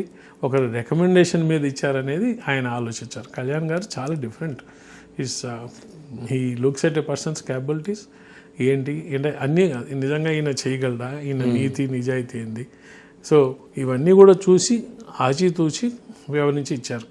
అంటే నేను ఎట్లా ఫీల్ అవుతానంటే, కూటమి ప్రభుత్వంలోకి వచ్చిన తర్వాత, మినిస్ట్రీ ఫార్మ్ అయిన తర్వాత మొదటి లిస్టు ఒక 20 మందికి ఇచ్చారు కార్పొరేషన్ చైర్మన్. మొదటి లిస్ట్ 20 మందిలో ఒక 3 జనసేన తరఫున ఇచ్చారు. దాంట్లో ఒకటిగా నన్ను ఎప్పుడైతే కళ్యాణ్ గారు సెలెక్ట్ చేశారో ఆ రోజు నాకేమనిపించిందంటే, నీ మీద చాలా పెద్ద బాధ్యత పెట్టాడు, ఈ బాధ్యతని ఎట్లా నిర్వర్తిస్తావు. సో ఆయన మనసులో, ఆయన మైండ్లో మీ స్థానం ఎక్కువగా ఉంది. ఆయన మైండ్లో ఇతను ఇది చేయగలడు అని ఉంది అని మాత్రం నేను నమ్ముతాను. సో ఆ నమ్మకాన్ని నేను ఎట్టన్నా నిలబెట్టాలని ట్రై చేస్తుంటాను. సో ఇప్పుడు 1 year అయింది కదా సార్, మీరు 1 year అయింది ఛార్జ్ తీసుకొని. సాటిస్ఫాక్షన్గా ఉన్నారా టిడ్కో చైర్మన్గా? లేదండి, ఐఎమ్ నాట్ హ్యాపీ. అదేంటి సార్? అంటే చైర్మన్గా అదే చెప్తున్నా నేను. ఎందుకు హ్యాపీగా లేనంటే, కళ్యాణ్ గారు ఒక నమ్మకంతో అజయ్ కుమార్కి ఇస్తే ఇక్కడ కట్టాల్సిన ఇల్లు కట్టించి, ఎవరైతే పేదలు ఉన్నారో, ఎవరి కోసం అయితే ఇల్లు కడుతున్నారో వాటిని, ఎందుకంటే జనసేన పార్టీ చాలా పోరాడింది, టిడ్కో ఇళ్ళ మీద చాలా ఉద్యమాలు చేసింది. వీటన్నీ కూడా కట్టేసి ఇటు ఇచ్చేశారు, నిర్వీర్యం చేశారు, ఇది అన్యాయం, ఇది ప్రజల డబ్బు అని చెప్పి మాట్లాడి ఉన్నాం మనం. సో ఇవి కంప్లీట్ చేసి ఇచ్చే దాంట్లో అజయ్ కుమార్ రోల్ ఉంటుంది. అజయ్ కుమార్ పని చేసి ఇది కంప్లీట్ చేసి ఇస్తారు అనే ఒక నమ్మకం మీద నన్ను కూర్చోబెడితే, ఇంకా అది కంప్లీట్ కాలేదు, ఇంకా ఫైట్ చేస్తున్నాం విషయంలో, ఇంకా కూడా మనం అంటే ప్రాథమికంగా డబ్బుతో కూడింది. ఈ డబ్బులు వచ్చేసరికి గవర్నమెంట్లో డబ్బులు లేక మనం ఎంత అడిగినా కూడా ఇవాళ బడ్జెట్స్లో మనకు ఎక్కువ పెట్టకుండా, మనం సంవత్సరం అయిన తర్వాత ఎక్కడున్నారా బాబు అని వెనక తిరిగి చూస్తే ఇవాళ ఎన్ని ఇళ్ళు ఇచ్చాం సంవత్సరానికి అని చూస్తే పెద్ద సంఖ్య లేవు ఇచ్చిన ఇళ్ళు. సో నీకు ఎక్కడ హ్యాపీనెస్ వస్తుంది? ఏ పని అయితే మనం చేయాలనుకున్నామో అది చేయలేకపోతున్నాం అన్నప్పుడు ఖచ్చితంగా హ్యాపీనెస్ అనేది ఉండదు. నాకు ఆ విధంగా I'm not happy, I'm not satisfied అంటే ఆ విధంగా ఐఎమ్ నాట్ సాటిస్ఫైడ్. ఏ పని అయితే మీకు అప్పచెప్పారో, ఏదైతే మీరు సామర్థ్యంతో చేయగలరు అని నమ్మకంతో ఇచ్చారో అది ఇంకా చేయలేకపోతున్నామే అనే ఒక బాధ అయితే ఉంది. అది అంటే చేయలేకపోతున్నాం అంటే not due to lack of effort. నేను అన్ని దగ్గర తిరిగాను, చాలా దగ్గరలో కాలనీస్ తిరిగాను, అక్కడ ప్రాబ్లమ్స్ ఏందో అర్థం చేసుకున్నాను. ఇవాళ అన్నీ చేస్తూ కూడా ఎన్ని మనం అర్థం చేసుకుంటే సరిపోదు కదా. ఇవాళ పబ్లిక్లో అడుగుతున్నారు, ఇవాళ నాకే పబ్లిక్ ఫీడ్బ్యాక్ వస్తూ ఉంటుంది. మాకు ఎవ్రీడే నాకు టిడ్కో గురించి ఎక్కడ ఏం రాసినా స్టేట్ అంతా కూడా నాకు మా టీము హెడ్ ఆఫీస్ నుంచి పెడుతుంటారు, న్యూస్ క్లిప్పింగ్ సబ్మిటెడ్ అని. స్లోగా నెగిటివిటీ మొదలైంది. ఇంకా ఇల్లు ఇట్లేదని చెప్పి మన ఎమ్మెల్యేలే మాట్లాడుతున్నారు. పబ్లిక్ కూడా టిడ్కో ఇల్లు గవర్నమెంట్ వచ్చినా కూడా వాటిని జోలికి పోలేదు, అవి అట్టే ఉన్నాయి అని మాట్లాడుతున్నారు. సో ఇవన్నీ మనకేందంటే మనం ఇంకా దీని మీద కష్టపడి సామర్థ్యంగా ఎంత తొందరగా ఈ లబ్ధిదారులకు వెళ్ళిస్తే అంత న్యాయం చేసిన వాళ్ళు అవుతాం అనేది దాని మీద అయితే చాలా కష్టపడి అయితే పనిచేస్తున్నాం, చాలా దృఢ నిశ్చయంతో ఉన్నాం. ఆ రిజల్ట్స్ తొందరలో చూడబోతాం. కాకపోతే అయ్యేంత వరకు మనసులో బాధ ఉంటుంది. సో దానికి ప్రయత్నం చేస్తున్నారు సార్? ఖచ్చితంగా అండి. నిన్న క్యాబినెట్ మీటింగ్లో కూడా టిడ్కో ఇళ్ళ నిర్మాణం సంబంధించి త్వరగా పూర్తి చేయాలని అంటే నిర్ణయించుకున్నారు కదా. ఇవాళ 2,62,500 ఇల్లు ఉన్నాయండి ఓవరాల్ స్టేట్ మొత్తం మీద. అందులో ఒక 70,000-75,000 ఇల్లు ఆల్రెడీ హ్యాండ్ ఓవర్ చేశారు లబ్ధిదారులకి. లబ్ధిదారులు ఈ గవర్నమెంట్లోనా పాత గవర్నమెంట్లోనా? ఎక్కువ పాత గవర్నమెంట్లోనే చేశారు. ఈ గవర్నమెంట్ వచ్చిన తర్వాత ఒక 15,000 ఇల్లు దాకా ఇచ్చిద్దాం ఓకే ఈ సంవత్సరంలో. ఓకే, అంటే దాని ముందర మన పాత గవర్నమెంట్ అంటే ఓన్లీ జగన్ గవర్నమెంట్ కాదు, 2014-19లో టీడీపీ గవర్నమెంట్ ఇచ్చింది. జగన్ గవర్నమెంట్ హ్యాండ్ ఓవర్ చేయలేదండి 5 ఏళ్ళలో. వాళ్ళు చాలా తక్కువ ఇళ్ళు హ్యాండ్ ఓవర్ చేశారు. వాళ్ళు చేసిన బిగ్గెస్ట్ నష్టం ఏంటంటే మనకు టిడ్కో ఇళ్ళకి అన్నీ తయారైన ఇళ్ళని అట్ట పెట్టేసి లబ్ధిదారులకు గీయకుండా నిర్వీర్యం చేయడం అనేది వాళ్ళు చేసిన అన్నిటికన్నా పెద్ద పాపం. ఓకే, అంటే ఇల్లు కానీ ఇచ్చేసి ఉంటే ఇవాళ చాలామంది మంచి ఇళ్లలో మంచి వాతావరణంలో మంచి పేరు వాళ్ళకు కూడా వచ్చి ఉండేది. నాకు ఆశ్చర్యం ఏంటంటే ఇప్పుడు టీడీపీ గవర్నమెంట్ పథకమే అనుకుంటాం, కానీ జగన్ గవర్నమెంట్ వచ్చింది. జగన్ గవర్నమెంట్ 1,00,000 ఇళ్ళు కంప్లీట్ చేసి 1,00,000 మందికి ఇచ్చుంటే జగన్కి రాదా పేరు? ఖచ్చితంగా వస్తుంది. మరి అట్లా ఆలోచించకుండా టీడీపీకి వస్తుందేమో పేరు, ఆ గవర్నమెంట్ స్టార్ట్ చేసింది కాబట్టి మన గవర్నమెంట్ దీన్ని ముందరికి తీసుకొని పోయాం, ఆ ఒక్క దురాలోచనతో తప్ప. లేకపోతే 2019కి చాలా కాలనీస్లో 70%, 60%, 80% కంప్లీట్ అయినా ఉన్నాయి. మీకు కొన్ని అంకెలు చెప్తాను. యాక్చువల్గా 2019లో ఈ టిడ్కో ఇల్లు అనేది బేసిక్గా నగర ప్రాంతంలో ఉన్న పేద ప్రజలు కలిసి కట్టి ఇవ్వాల్సిన ఇల్లు. అప్పట్లో హౌసింగ్ మినిస్టర్ వెంకయ్యనాయుడు గారు ఆంధ్రప్రదేశ్ విడిపోయిన తర్వాత మన ఏదైతే విభజిత ఆంధ్రప్రదేశ్ ఉందో దాంట్లో 7 లక్షల ఇళ్ళు కావాలా అని చెప్పి శాంక్షన్ చేస్తే మన అప్పటి చంద్రబాబు నాయుడు గారి ప్రభుత్వం వాటి అంచనా వేసుకొని మన దగ్గర ఉన్న భూమి కానీ అన్నీ కానీ చూసి 4,52,000 ఇళ్ళు మాత్రమే కట్టగలం అని చెప్పి ఆ 7 లక్షలని కుదించి 4,52,000 ఇళ్ళకి టెండర్లు పిలిచారు. 28,500 కోట్ల టోటల్ దానికి ఖర్చు. షేర్వాల్ టెక్నాలజీ అని జర్మనీ నుంచి దేశంలోనే మొదటిసారి ఇంపోర్ట్ చేసి పెద్ద పెద్ద కంపెనీలు L&T అయితేమి, నాగార్జున, షాపూర్జీ, పాలెంజీ అన్నీ కూడా బాగా పెద్ద కంపెనీలు పిలిచి త్వరితగతిని కంప్లీట్ చేయండి అని చెప్పి ఇచ్చిన ఇవన్నమాట. దీంట్లో ఒక గొప్పతనం ఏంటంటే ఈ ఇళ్లలో మంచి భూమి ల్యాండ్ ఎక్స్టెంట్ కూడా చాలా ఎక్కువ పెట్టారు. దేనికి? ఈ ఇళ్లతో పాటు ఓపెన్ ఎయిర్ పార్కులు, జిమ్లు, ఇంకా పెద్ద కాలనీలో అయితే మహిళా సూపర్ మార్కెట్స్, వ్యాపారం చేసుకోవడానికి సముదాయాలు కట్టడానికి కొట్లు, ఈ విధంగా రకరకాలుగా అన్ని సౌకర్యాలతో ఉండాలా. ఇక మనం ఊరికనే పేదవాళ్ళకి ఇల్లు కట్టించినట్టు కాకుండా మంచి నాణ్యత గల ఇల్లు, మంచి ఆహ్లాదకరమైన వాతావరణంలో ఇల్లు, అన్ని సౌకర్యాలు గల ఇల్లు కట్టించాలని ఒక చాలా మంచి పథకం ఇది. దాంట్లో తీసుకొచ్చినది. సో ఈ 4,52,000 ఏం చేసిందంటే జగన్ గవర్నమెంట్, నేను చెప్పినట్టు వాళ్ళ ఒక ఆలోచన విధానం, ఈ పేరు రాకూడదనో లేక ఇది మన పథకం కాదనో 2,61,500 ఇళ్ళకి కుదించింది. ఓకే, 2019 నాటికి 12,500 కోట్లు ఖర్చు అయిందండి. ఓకే, ఈ 5 ఏళ్లలో ఈ జగన్ ప్రభుత్వం 3,000 కోట్లు 3,500 కోట్లు మాత్రమే ఖర్చు. అది కూడా ఏంటంటే ఈ బకాయిలు ఇవ్వాల్సినవి వాళ్ళకి ఇచ్చి ఏం చేశారు, ఇళ్ళని లబ్ధిదారులకు ఇవ్వకుండా అట్లా ఎంటీగా పెట్టేశారు. సో అయిపోయిన ఇళ్ళు కూడా చాలా వరకు అయిపోయిన ఇళ్ళు కూడా వాటి వల్ల ఏమైనాయంటే ఇవాళ చాలా శిథిలావస్థకు వచ్చినాయి. శిథిలావస్థ ఎట్టంటే అండి, నేను పోయిన చాలా కాలనీస్లో నాకు అనిపించింది ఏంటంటే వైర్లు దొంగతనం చేసేస్తున్నారు. కరెంట్ వైర్లు ఒక 2 బెడ్రూమ్ హౌస్కి కరెంటు మొత్తం చేయించాలంటే కరెంటు వైర్ల కాస్ట్ 25 నుంచి 30,000 అవుతుంది. అవన్నీ దొంగిలించి దొంగలు ఇచ్చేసారు. అటువంటివన్నీ దొంగతనాలు జరిగినాయి. కొళాయిలు పెట్టిన దగ్గర కొళాయిలు ఎత్తుకెళ్ళిపోయారు. కిటికీలకి ఐరన్ ఉంటే కిటికీలు ఐరన్ గోడలు మిగిలినాయి, అయితే గోడలు లాగా మిగిలినాయి, గోడలు లెక్క. ఇది చాలా బాధేసింది. చాలా అంటే ఇంకా మీకు బాధ దాంతో ఆగలేదు. వీటిని అసాంఘిక చర్యలకు అడ్డాలుగా మార్చేశారు టోటల్గా. గంజాయి బ్యాచ్లు, ఓకే, ఇక రకరకాల ఇవి. మీకు కొన్ని కాలనీల్లో అయితే వాళ్ళు వచ్చి ఉంటున్నారు లోపల, మీరు లబ్ధిదారులు అంటే కాదు అన్నారు. పోనీ మీకు లబ్ధిదారులు అన్న బాడీకి ఇచ్చారంటే అది కూడా కాదు, ఉంటున్నారు, ఖాళీగా వచ్చి ఉంటున్నారు. అంటే ఏ పరిస్థితికి దిగజార్చారో చూడండి. పట్టించుకునే పరిస్థితి, పట్టించుకునే నాదుడు లేడు. మరి అంత అప్పటికి 14,000-15,000 కోట్లు ఖర్చు పెట్టి ప్రజాధనం, ఎవరు డబ్బు అండి ఇదంతా? ప్రజల డబ్బే కదా సార్, మన డబ్బే కదా. అవును. ప్రజాధనాన్ని ఖర్చు పెట్టి ఆ విధంగా అన్ని ఇళ్ళని నిర్వీర్యం చేయడం అనేది నాకు నిజంగా గుండె చూక్కుమనేది. ఆ రోజు నుంచి వాళ్ళకి కూడా అదే బాధ మీద ఉన్నాను. అరే ఇంత ఖర్చు పెట్టాం కదా, ఇంత ఖర్చు పెట్టి ఇంకో 4-5 వేలు కానీ పెట్టేస్తే అయిపోతాయి 2,22,000. సో ఆ గవర్నమెంట్ తప్పు చేసింది, కానీ ఆ గవర్నమెంట్ తప్పు చేసిందని చెప్పి మనం కంటిన్యూ చేయలేం కదా. ఆ తప్పును సరిదిద్దాలా, ఎట్టన్నా కూడా ఆ తప్పును సరిదిద్ది ఇళ్ళందరినీ బాగు చేసి నిజంగా కూడా 2,60,000 కుటుంబాలకు మనం కానీ ఇవ్వగలిగితే ఎంతకన్నా మంచి పేరు ఇంకోటి రాదు ఈ ప్రభుత్వానికి. అవును. సో ఈ ప్రభుత్వానికి చంద్రబాబు నాయుడు గారి దగ్గర కూడా మన రవి మీటింగ్ జరిగితే ఒక 1 మంత్ క్రితం దానికి అటెండ్ అయ్యి చెప్పాను నేను, సార్ ఇది కంప్లీట్ చేయాలని. సో ఇప్పుడు ఒక డిసిషన్ తీసుకున్నాం. ఏమంటారు సార్ కంప్లీట్ చేయాలంటే? ఖచ్చితంగా ఆయన అన్నారు కంప్లీట్ చేయాలండి. టిట్కో ఇళ్ళు మనం చాలా మంచి ఆలోచనతో మొదలు పెట్టాము. అంటే ఇవాళ ముఖ్యమంత్రిగా వారికి కొన్ని కన్స్ట్రెంట్స్ ఉంటాయి.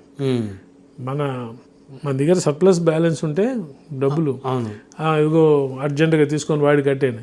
ఇవాళ ప్రతి ఒక్క రూపాయికి 10 ఆల్టర్నేటివ్ యూజెస్ ఉంటాయి. ఈ రూపాయి వస్తే ఇక్కడ ఖర్చు పెట్టాలా, ఇక్కడ ఖర్చు పెట్టాలని ప్రతి ఒక్క రోజు ప్రతి ఒక్క రోజు డిసిషన్ తీసుకోవాల్సిన ఆర్థిక వ్యవస్థలో ఉన్నాం మనం. వచ్చే రూపాయి అన్ని ఇంపార్టెంటే. పంచాయతీరాజ్ ఫండ్స్ కావాలా, మీరు మెడికల్ వీటికి ఫండ్స్ కావాలా, రోడ్లకు ఫండ్స్ కావాలా, మన్రేగాకి ఫండ్స్ కావాలా, వాటర్ సప్లైకి ఫండ్స్ కావాలా, మీ బీసీలకి వాటికి ఫండ్స్ కావాలా. సో దాంట్లో మనం కూడా చేయాల్సి వస్తున్నది.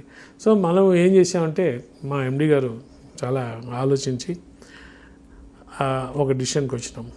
మేము మళ్ళా ఫ్రెష్గా will go for a loan 4,500 crores హడ్కో నుంచి లోన్ అప్లై చేసి సెల్ఫ్ ఫైనాన్సింగ్, అంటే గవర్నమెంట్ దగ్గర భూమి అడిగి ఆ భూమిని డెవలప్ చేసి ఆ భూమితో డెవలప్ చేసి అమ్మి ఆ డబ్బులతో ఈ అప్పుని వెనక్కి కట్టేస్తాం, వచ్చిన లాభాలతో కూడా ఇవి కంప్లీట్ చేస్తాం అని చెప్పి సెల్ఫ్ ఫైనాన్సింగ్ ప్రాజెక్ట్ కింద హడ్కోకు లోన్కి వెళ్ళాం. మొన్న క్యాబినెట్లో పెట్టి పాస్ అయింది, కనుక్కోవాలి. అది కానీ అయితే ఫైనాన్స్ కానీ ఓకే చేస్తే లోన్ వస్తుంది. ఆ లోన్ వస్తే మాత్రం ఖచ్చితంగా ముందర యుద్ధ ప్రాతిపదిక మీద ఈ 365 చదరపు అడుగులు 430 చదరపు అడుగులు ఫ్లాట్స్ కంప్లీట్ చేసి లబ్ధిదారులకు ఇవ్వాల్సిన పరిస్థితి. ఎందుకంటే క్రితం గవర్నమెంట్ చేసిన దుర్మార్గం ఏంటంటే ఈ 365, 430 చదరపు అడుగుల వాళ్ళకి వాళ్ళ డౌన్ పేమెంట్ అది 25,000, 50,000, లక్ష ఎన్ని కట్టించుకొని వాళ్ళ పేర్ల మీద లోన్ అప్లై చేసి ఆ లోన్లు కూడా డ్రా చేసేసి వాడేశారు. ఇల్లు లేదు. సో ఇవాళ పరిస్థితి ఏంటి? ఇప్పుడు మీరు అనుకోండి, బ్రహ్మనాయుడు గారు మీరు 1 లక్ష రూపాయలు డౌన్ పేమెంట్ చేశారు, నాకు 2 bedroom హౌస్ కావాలంటే మీ పేరు మీద ఒక 3,65,000 లోన్ తీసుకున్నారు, కానీ ఇల్లు అయితే ఇల్లేదు. ఇవాళ 2 ఏళ్ళు అయిన తర్వాత బ్యాంక్ వచ్చి మిమ్మల్ని అడుగుతుంది మీరు రీపేమెంట్ చేయండి అని. బ్రహ్మనాయుడు గారు ఏమంటారు, నాకు ఇల్లు రాలేదు, అది ఇల్లే లేదు, నేను 1,00,000 కట్టున్నాను, నా పేరు మీరు 3,65,000 తీసుకున్నారు, నేను కట్టే దేనికి కట్టాలా రీపేమెంట్? నా ఇల్లు పోయింది, తెలియదు, 1,00,000 పోయినాయి, మళ్ళీ నన్ను 3 లక్షలు కట్టమని నేను ఎక్కడికి కడతారు అనేది ముఖ్యమైన ఇదన్నమాట. ఇది చాలా బాధాకరంగా సార్, ఇది దుర్మార్గం. నేను ఇక్కడ చాలా బాధపడతానండి. అంటే ఫిస్కల్ రెస్పాన్సిబిలిటీ, ప్రభుత్వం ఖచ్చితంగా కూడా జవాబుదారీతనం ఉండాలా. పాలిటీషియన్కి ఉండదు, కానీ బ్యూరోక్రసీకి ఉండాలా. అవును, ఈ బ్యూరోక్రసీ కూడా చాలా కాంప్లిసిట్ అండి దీంట్లో. వాళ్ళు కూడా చేసిన పనే. ఇక్కడ మన గవర్నమెంట్ మరి మనకు టైం సరిపోలేదో కానీ ఏదైనా కానీ గవర్నమెంట్ మీరు ఏదైనా కోరుకుందా అని అంటే, సార్ ఎవరైతే ఇటువంటివి చేశారో వాళ్ళ మీద యాక్షన్ తీసుకోండి. ఎందుకంటే ఇవాళ ఒక ప్రైవేట్ బిల్డర్ ఉన్నా అనుకోండి, ఇదే ఒక ప్రైవేట్ బిల్డర్ అయితే రేరా చట్టం కింద ఆ కంపెనీ యాజమాన్యాన్ని అరెస్ట్ చేస్తారా చేయరా? ఖచ్చితంగా చేస్తారు. మరి ఇప్పుడు ఎవరిని అరెస్ట్ చేయాలని చేయాలా? కంపెనీలో నేను చైర్మన్గా కూర్చోన్నా కాబట్టి నన్ను పాపం మా ఎండీని మమ్మల్ని లోపల అరెస్ట్ చేయాలని. కానీ మనం we're trying to set right things.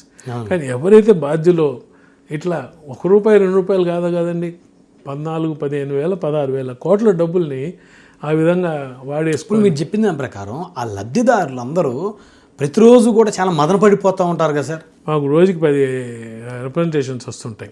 ఏం సార్ మా పరిస్థితినా? పరిస్థితి ఎక్కడ పోయినా నాకు ఫస్ట్ రిప్రజెంటేషన్ అదే వచ్చేది. ఎమ్మెల్యేలు అందరూ కూడా అసెంబ్లీలో మాట్లాడారు దీని గురించి. అవును. అయితే దీనికి మనం ప్రభుత్వం పాజిటివ్గా స్పందించి, ప్రభుత్వం ఏం చెప్పిందంటే ఏ ప్రభుత్వం తప్పు చేసినా ప్రభుత్వం తప్పు చేసింది కాబట్టి మనం బాధ్యత తీసుకొని జూన్ 30 దాకా దాదాపు 44-45 వేల మంది వాళ్ళ యొక్క ఈఎంఐలు ప్రభుత్వం కట్టింది. 145 కోట్ల దాకా మనం కట్టాం. కానీ ఇది కంటిన్యూ. ఇప్పుడు సెప్టెంబర్ 30th అయింది, మళ్ళీ 3 నెలలు వాళ్ళు కట్టలే, మళ్ళీ ఎన్పిఏ అవుతుంది. ఇక్కడ ప్రాబ్లం ఏంది, ఎన్పిఏ అయితే మళ్ళీ ఫ్రెష్ లోన్ రాదు మనకు రావాల్సిన లోన్లు, ఇప్పుడు లబ్ధిదారులకు రావాల్సిన లోన్లు ఆపడం మానేసినారు. ఇలా మనం ఇల్లు అన్నీ కట్టి లబ్ధిదారికి ఇచ్చిన లబ్ధిదారు లోన్ తీసుకోవాలంటే బ్యాంక్ ఇవ్వటంలే, ఎందుకంటే ఆల్రెడీ లోన్ తీసుకున్నారు. టిడ్కో అన్నీ కూడా ఎన్పిఎస్ అయిపోయినాయని. సో వాళ్ళకి ఇల్లు ఇచ్చేంత వరకు మనం కడతా ఉండాలి వాళ్ళ తరఫున ఈఎంఐలు. సో ఇప్పుడు ఏంటంటే ఈఎంఐలు కట్టాలా, అర్జెంటుగా ఇల్లు కంప్లీట్ చేసి వాళ్ళకి ఇస్తే అప్పటి నుంచైనా వాళ్ళు కట్టుకుంటారని చెప్పి, అందుకని ఈ 365, 430 చదరపు అడుగులు యుద్ధ ప్రతిపాది మీదుగా కంప్లీట్ చేయాలి విత్ ఇన్ఫ్రాస్ట్రక్చర్. అది మా యొక్క గోల్. సో మీకు పెద్ద బాధ్యత ఉంది మీ మీద. ఇప్పుడు అటు పార్టీలో పెద్ద బాధ్యత ఉంది, ఇటు ప్రభుత్వంలో పెద్ద బాధ్యత ఉంది. నాకు పార్టీ బాధ్యత కన్నా టిడ్కో బాధ్యతే చాలా ఎక్కువ బాధ్యత. ఎందుకంటే పార్టీ అన్నా కూడా ఒక టీం ఉంటుంది, అందరూ ఉంటాము. ఇది వచ్చేసరికి ఏంటంటే ఎవరు ఏం చేయలేకుండా ఉన్నారు. కానీ మన మీద నమ్మకంతో ఇచ్చిన పోస్టు. రెండోది మనకు మనసు బాధేస్తుంది. అసలు ఆ ఇల్లు ఏంది, ఆ వాతావరణం ఏంది, అంత బాగా కట్టున్నారే, అటు వదిలేంది. చీఫ్ మినిస్టర్ గారు రవి మీటింగ్లో చెప్పా, సార్ మీ ఓన్ చిత్తూరు టౌన్లో 2000 ఇళ్ళు ఉన్నాయి, ఒక 5 కోట్లు 7 కోట్లు సబ్స్టేషన్కి డబ్బులు ఇక ఆపేసినారు. ఎందుకంటే అన్నీ ఉన్న కరెంట్ లేకపోతే లోపలికి రాలేరు కదా. అంతే కదా సార్. అవును. సో మీరు ఆ సబ్స్టేషన్ కానీ కడితే ఒక 7 కోట్లు పెట్టి ఆ 2000 ఇళ్ళు యూజ్లోకి వచ్చేస్తాయి సార్. ఇటువంటివి చాలా చోట్ల ఉన్నాయంటే ఆయన ఇమీడియట్గా మరి ఇటువంటివి కదా మనం లో హ్యాంగింగ్ ఫ్రూట్ ఫస్ట్ కంప్లీట్ చేయాలి కదా అన్నారు. సో పని మొదలైంది ఇప్పుడు నెమ్మదిగా సబ్స్టేషన్స్ ఇటువంటి ఇన్ఫ్రాస్ట్రక్చర్ మీద వాటి మీద. అంటే ఇక్కడ ప్రాబ్లం ఏంటంటే యాక్చువల్గా 1,00,000 ఇల్లు కంప్లీట్ చేయడానికి మాకు కావాల్సింది 750 నుంచి 800 కోట్లే. కానీ ఈ 750, 80, 800 కోట్లు ఇస్తే సరిపోదు. ముందర వాళ్ళకి 3,500 కోట్లు బకాయిలు పెట్టున్నది ముందర ప్రభుత్వం. అవి ఆపకుండా వాళ్ళు ఏమంటారు, నువ్వు ఇచ్చి ఇస్తే ఏం లాభం, ఆ డబ్బులు ఎవరు ఇస్తారు? అవును, మేము కట్టింది ప్రభుత్వానికే కదా. ఇవి మా చేత ఈ 800 కోట్లు ఇచ్చి కట్టించేస్తాం అనుకుంటే వాటి సంగతి ఏందని అడుగుతున్నారు. సో మనం హోలిస్టిక్గా అవి కూడా ఆలోచించాల్సిన అవసరం ఉంది.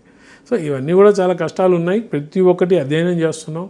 ప్రతి ఒక్క రోజు దీని గురించి ఎట్లా కట్టాలనేది మనసు పెట్టి చేస్తున్నాం అండి. నా బిగ్గెస్ట్ సాటిస్ఫాక్షన్ ఎప్పుడు ఉంటుందంటే నిజంగా కూడా 2,62,000 ఇల్లు మనం కానీ కంప్లీట్ చేసి లబ్ధిదారులు అందరికి కానీ ఇస్తే ఆ రోజు కళ్యాణ్ గారు తీసుకున్న నిర్ణయం కరెక్ట్ అని ఆ రోజు నేను నిజంగా హ్యాపీగా తలెత్తుకొని మీకు వచ్చి చెప్తాను. అజయ్ కుమార్ గారు, నేను ఒక ప్రశ్న అడుగుతాను, మీరు బాధపడకూడదు. నెల్లూరు రాజకీయాల్లో వేములపాటి అజయ్ గారు, ఆయనకి ఉమ్మడి నెల్లూరు జిల్లాలో ఉన్నటువంటి కొంతమంది జనసేన ఇన్ఛార్జీలకి మధ్య చాలా గ్యాప్ ఉంది కదా? ఉందండి, వాస్తవమే. అంటే గ్యాప్ అంటే ఏంటండి, వెరీ సింపుల్. నేను నెల్లూరు జిల్లాకి దాని ఎలక్షన్స్ ముందర మనుక్రాంతి రెడ్డి గారు జిల్లా అధ్యక్షులుగా ఉన్నారు. అవును. ఆ మనుక్రాంతి రెడ్డి గారు ఉన్నప్పటి నుంచే నెల్లూరులో వర్గాలు చాలా హెవీగా ఉండారు. నేను చాలా దూరం ట్రై చేశాను, అందరినీ ఒక వేదిక మీద తెచ్చి మనుక్రాంతి గారికి కూడా చెప్పాం, మీకు సీట్ వస్తే అందరం కలిసి పనిచేస్తామండి, పార్టీని మనం విడిపోయకుండా అందరూ ఒక దీని మీద ఉండేటట్టు చేస్తామని. సరే, ఆయనకు సీట్ రాలేదు, ఆయన రాజకీయంగా ఆయన ప్రస్థానం ఆయన ఎదుర్కొన్నారు. అది వచ్చిన తర్వాత ఎలక్షన్స్ అయిన తర్వాత ఒక ఇన్ఛార్జిగా మాత్రమే వ్యవహరించిన నేను. ఇన్ఛార్జిగా వ్యవహరించినప్పుడు ఏంటంటే ఆ వర్గాలు కంటిన్యూ అవుతూ వచ్చినాయి. ఆ వర్గాల్లో కొంతమంది నాతో పాటు కలిసి ఉన్నోళ్ళు, లేదు మనుక్రాంత్ గారితో కలిసి ఉన్నోళ్ళు, వీళ్ళందరితో కానీ వాళ్ళు మళ్ళా వచ్చి మనం కలిసి ఒక ఇదిగా ఉంటాము, ఇంకా వర్గాలు మానేస్తాం అన్నప్పుడు నేను అందరికీ చెప్పాల్సి వచ్చింది. ఇక మనం మానేసి మనం అధికారంలోకి వచ్చాం కదా, అందరూ ఒక తాటి మీదకి రాండి అని. అక్కడ కొంచెం విభేదాలు మొదలైనాయి నెల్లూరులో. ఏంటంటే ఇన్ని రోజులు అగెన్స్ట్ చేశారు కదా, మేము మీతో అంటే మనుక్రాంతిని వాళ్ళు సపోర్ట్ చేస్తూ వచ్చారు, ఇప్పుడు సడన్గా వచ్చి వాళ్ళని మీరు కలుపుకోమంటే ఎట్ట కలుపుకోగలం మేము అని చెప్పి అక్కడ విభేదాలు కొన్ని మొదలైనాయి. కానీ నేనున్న పొజిషన్లో నేనైతే ఒకటే చెప్తూ వచ్చాను, విభేదాలు మనం అంత సార్ట్అవుట్ చేయగలిగినవి ఏం లేవు, కలిసి ఉంటామని. ఓకే, ఇదొక కారణం. రెండో కారణం ఏంటంటే నెల్లూరు రాజకీయాలు కొంచెం మా దగ్గర ఏంటంటే మీరు కానీ నెల్లూరు జిల్లా కానీ చూస్తే ప్రిడామినెంట్గా రెడ్డి డామినేటెడ్ పాలిటిక్స్. అవును, నెల్లూరులో మొదటి నుంచి కూడా వాళ్ళు అధికారం ఎప్పుడు కూడా మోస్ట్ డామినెంట్ ఎవరంటే రెడ్డిస్ దీంట్లోనే ఉంటుంది. దాని తర్వాత తెలుగుదేశం ఫామ్ అయిన తర్వాత కొన్ని చోట్ల కమ్మ వారికి కూడా ప్రాబల్యం ఉంది. అంటే మీరు ఫర్ ఎగ్జాంపుల్ ఉదయగిరి చూడండి, ఆత్మకూరు చూడండి, అంటే 2-3 దగ్గర వాళ్ళు కూడా స్ట్రాంగ్గా కూడా ఉంటారు. మూడోది ఓట్లు వచ్చేసరికి కాపులు, మా దగ్గర బలిజ అంటాం, బలిజకి ఓట్లు ఉన్న చోట్లు చాలా ఉన్నాయి కానీ రాజకీయమైన ప్రాబల్యంలోకి రాలేకపోయారు, లీడర్లు బలంగా తయారు కాలేకపోయారు. ఎందుకంటే డామినేషన్ ఈ ఉండడం వల్ల. ఇప్పుడు ఖచ్చితంగా కూడా ఒక ఛాన్స్ వాళ్ళు కూడా రాజకీయంలో మేము కూడా దీంట్లోకి రావాలని చెప్పి ఇవన్నీ ఒకటి ఉండగా నెల్లూరులో ఇంకో కమ్యూనిటీ ఒకటి ఉంది, బీసీస్ కూడా సైజబుల్ నెంబర్. అందులో యాదవులు. ఈ యాదవులు అనేది వాళ్ళు ఏంటంటే పొలిటికల్గా కొంచెం స్ట్రాంగ్గా నెల్లూరులో ఎదుగుతూ వచ్చారు. దానికి కారణం ఏంటంటే బేసికలీ యాదవుల్ని they are land owners. Nellore కానీ ఆ చుట్టుపక్కల కానీ అన్ని దగ్గరలో కూడా అంటే ఒక పట్టణం ఉంటే ఆ చుట్టుపక్కల ల్యాండ్ జనరల్గా యాదవులు ఉంటుంది. ఎందుకు వాళ్ళ క్యాటిల్ గ్రేజింగ్ అని కానీ వీటికి కానీ కొంచెం ల్యాండ్ ఓనర్స్ బాగా. ఆ ల్యాండ్ రేట్లు పెరగడం వల్ల ఎకనామిక్గా స్ట్రాంగ్ అవుతారు, రాజకీయంగా కూడా ఎదుగుతూ వచ్చారు. మీరు కానీ చూశారంటే లాస్ట్ ఒక 10 yearsగా యాదవ్ కమ్యూనిటీ కూడా పొలిటికల్గా కొంచెం స్ట్రాంగ్ అవుతూ వచ్చింది. అవును. సో మనకు నెల్లూరు పట్టణంకి వచ్చేసరికి ఒక లీడరు ట్వైస్ కార్పొరేటరు, తర్వాత ఇప్పుడు standing committee member Mallikarjuna Yadav అనే వ్యక్తి మన పార్టీలోకి రావడం, కొంచెం యాక్టివ్గా తిరగడం, అతని రాక కొంచెం ఫ్రిక్షన్ క్రియేట్ చేసింది. ఏమనంటే ఇతను ఇప్పుడు మొన్నటిదాకా లేదు, ఇప్పుడు పార్టీలోకి వచ్చాడు, తను కొంచెం యాక్టివ్గా ఉంటున్నాడు అని చెప్పి ఇటువంటి చిన్న చిన్న ఫ్రిక్షన్స్ వల్ల డెఫినెట్గా కొంచెం దూరం ఒకటి ఏర్పడింది ఉన్న పిఓసీలకి. మనకు నా తరఫు నుంచి నేను చాలా వరకు మాట్లాడుతూనే ఉంటాను పిఓసీలు అందరితోటి, నేను ట్రై చేస్తాను. అయితే మీరు ఉమ్మడి నెల్లూరు జిల్లాలో ఉన్నటువంటి ఎమ్మెల్యేలందరికీ, అంటే అందరూ తెలుగుదేశం ఎమ్మెల్యేలే కాబట్టి ఎమ్మెల్యేలందరికీ ఫోన్ చేసి నాకు తెలియకుండా మీ నియోజకవర్గాల్లో ఎవరిని కూడా జనసేనకు సంబంధించినటువంటి ఏ నాయకుడిని కూడా నామినేటెడ్ పదవికి మీరు నాకు తెలియకుండా రెఫర్ చేయొద్దని చెప్పేసి మీరు చెప్పారనేటువంటి ప్రచారం నడుస్తుంది. అది కరెక్ట్ కాదు. నాకు తెలియకుండా కాదు. ఇప్పుడు తెలుగుదేశం దగ్గర ఏం జరుగుతుంది అంటే జనసేన పార్టీకి తెలుగుదేశం ఎమ్మెల్యే చెప్తాడు ఈ పలాని వ్యక్తి మేము ఇవ్వాలనుకుంటున్నామని. అది మనకు యాక్సెప్టబుల్ కాదు. ఎందుకు? ఒక ఎమ్మెల్యే నాతో అన్నారు, ఏమండి ఈ వ్యక్తికి నాకు ఎలక్షన్కి బాగా పనిచేశారు కాబట్టి ఈ వ్యక్తికి ఇస్తానని. మేము చెప్పిన సమాధానం ఏంటంటే జనసేన పార్టీకి మీ దగ్గరే కాదు రకరకాల దగ్గర పనిచేసి ఉంటారు. పార్టీ ఇక్కడ కాదు ఇంకో దగ్గర పోయి పని చేయమంటే అక్కడ పోయి పనిచేసి ఉంటారు. మా పార్టీకి పనిచేసిన వాళ్ళని మేము సెలెక్ట్ చేసుకుంటాం కానీ మీరు చెప్పిన వాళ్ళు కాదు అనేది క్వశ్చన్ అక్కడ. అది డిఫరెన్స్ ఇది వ్యాలిడ్ పాయింట్ మీరు చెప్పారు కదా. సో మీరు చెప్పిన వాళ్ళు కాదు పార్టీకి పనిచేసిన వాళ్ళు చూసుకుంటాం అనేది ఒక డిఫరెన్స్. అప్పుడే పార్టీ పెరిగేది, లేకపోతే ఎమ్మెల్యేలు కాదు కదా. అదొక ఇది. రెండోది వచ్చి ఏంటంటే నేను ఏదైతే చెప్పానో ఇప్పుడు ఒక కాన్స్టిట్యున్సీ ఇన్ఛార్జో ఒక పిఓసియో ఈ వర్గాలు ఎక్కువ ఉన్నందువల్ల అతను ఒక ఎమ్మెల్యే దగ్గర పోయి ఆయన వర్గానికే చెప్తున్నారు. ఈ మిగిలిన వాళ్ళంతా వచ్చి నా దగ్గరికి వస్తారు. ఏమని, సార్ ఆయన మమ్మల్ని పడుచుకోవట్లేదు అని. సో పడుచుకోనప్పుడు మనం ఆ ఎమ్మెల్యేకి చెప్పాల్సిన బాధ్యత, వీళ్ళు కూడా ఉన్నారు, వీళ్ళని కూడా కొంచెం ఆయన ఒక్కడే కాదు, వీళ్ళు కూడా పార్టీ పనిచేస్తారు, చూసుకోండి అని చెప్పాల్సిన బాధ్యత. ఆ చెప్పే తరుణంలో వీళ్ళని ఎందుకు చెప్తారు మీరు అనేది పెయిన్ వాళ్ళ బాధ. అట్లా నేను ఆపలేను కదా. ఇప్పుడు పిఓసి నీ బాధ్యత, నువ్వు చూసుకో అందరినీ. మీరు పిఓసిఓ కాన్స్టిట్యున్సీ ఇన్ఛార్జ్ అయినప్పుడు మీరు అందరినీ కలుపుకోపోతే ఈ బాధ్యత ఉండదు. కానీ మీరు కలుపుకోపోకుండా మీకున్న ఒక వర్గాన్ని దాన్ని తీసుకుపోతున్నప్పుడు జరిగితే ఈ ప్రాబ్లం వస్తుంది. ఇది ముఖ్యంగా జరిగింది ఆత్మకూరులో. రామనారాయణ రెడ్డి గారు ఒకసారి ఏదో ఒక విషయంలో కలిస్తే ఆయన నా దృష్టికి తీసుకొచ్చారు. ఏమని తీసుకొచ్చారంటే, మీ అయ్యా అక్కడ కాన్స్టిట్యున్సీ ఇన్ఛార్జ్ వస్తారు, ఏదో ఒకటి చెప్తారు, వెనకనే ఈ మండలాధ్యక్షులు ఒక 4-5 ఉన్నారు, వాళ్ళు వస్తారు, మేము మండలాధ్యక్షులు మమ్మల్ని పడుచుకోవట్లేదని, నేను ఏం చేయాలా అని. ఒక పని చేయండి సార్, నేను కోఆర్డినేట్ చేసుకుంటాను వాళ్ళని, అందరినీ కలిపి నాకు పంపించమంటాను, నేను ఒక లిస్ట్ పంపిస్తాను, దాన్ని ఫైనలైజ్ చేసుకోండి, మీకు ఏదన్నా ఉన్నా ఏం పని ఉన్నా కానీ అందరినీ కలిపి నేను చేస్తాను అని చెప్పాను. అది మంచిది, ఎందుకంటే మీ పార్టీ పంచాయతీ వాళ్ళు చేయలేరు కదా, నా బాధ్యత కదా. అవును, మీ బాధ్యత, నా బాధ్యత కదా. నేను ఆ బాధ్యతగా చెప్తే ఆ కాన్స్టిట్యున్సీ ఇన్ఛార్జ్కి అది కోపం వచ్చింది. మీరెవరు అసలు ఇక్కడికి వచ్చి కాన్స్టిట్యున్సీలో మీరు చెప్పేది ఏంది, మాకు విలువ లేదా, నేను చెప్పింది వినవాలి కదా అనే దగ్గర స్టార్ట్ అయింది. నేను చెప్పాను, మీరు చెప్పిందే పంపిస్తాను, మీరు ఏ అక్షరం పెట్టారో అక్షరం కూడా మార్చకుండా పంపిస్తాను, అందరినీ కలుపుకొని పంపండి. మీరు ఎప్పుడైతే మీ వర్గం సపరేట్ మెయింటైన్ చేసుకొని మిగిలిన వాళ్ళు లెక్క చేయట్లేదో ఇక్కడ ప్రాబ్లం, పార్టీ దగ్గర ప్రాబ్లం వస్తున్నది. సో అట్లా చేయకుండా మీరే చేసుకోండి, అందరు కూర్చొని అదే పంపిస్తాను, నాకేంటి అసలు నాకు కూడా పర్లేదు, మీరే పంపండి, నాకెందుకని. సో ఇటువంటి కొన్ని ఇష్యూస్ ఉన్న మాట వాస్తవమే నెల్లూరులో. దాన్ని చాలా మేజర్గా అంటే ప్రెస్ కానీ అన్నీ తీసుకొస్తున్నది. నేను ఒకటే చెప్పదలుచుకున్నాను, నేను నాకు నెల్లూరు జిల్లాతో, నేను పుట్టిన ఊరు, నాకు నెల్లూరు జిల్లా రాజకీయం గురించి కానీ అక్కడ ఉన్న రాజకీయ నాయకులు కానీ నాకు చిన్నప్పటి నుంచి తెలిసిన వాళ్ళు చాలామంది ఉన్నారు. నాకు చాలా సత్సంబంధాలు ఉన్నాయి అన్ని పార్టీల్లో. అది తెలుగుదేశం కానివ్వండి, బీజేపీ కానివ్వండి, ఏ ఒక్క నాయకుడి కన్నా కానీ నేను జనసేన పార్టీ వాళ్ళు వస్తే పని చేయలేదు అని ఒక్క మాట చెప్పానండి. పని చెయ్యొద్దు అన్నారనే, చేయలేదనే? చెయ్యొద్దు.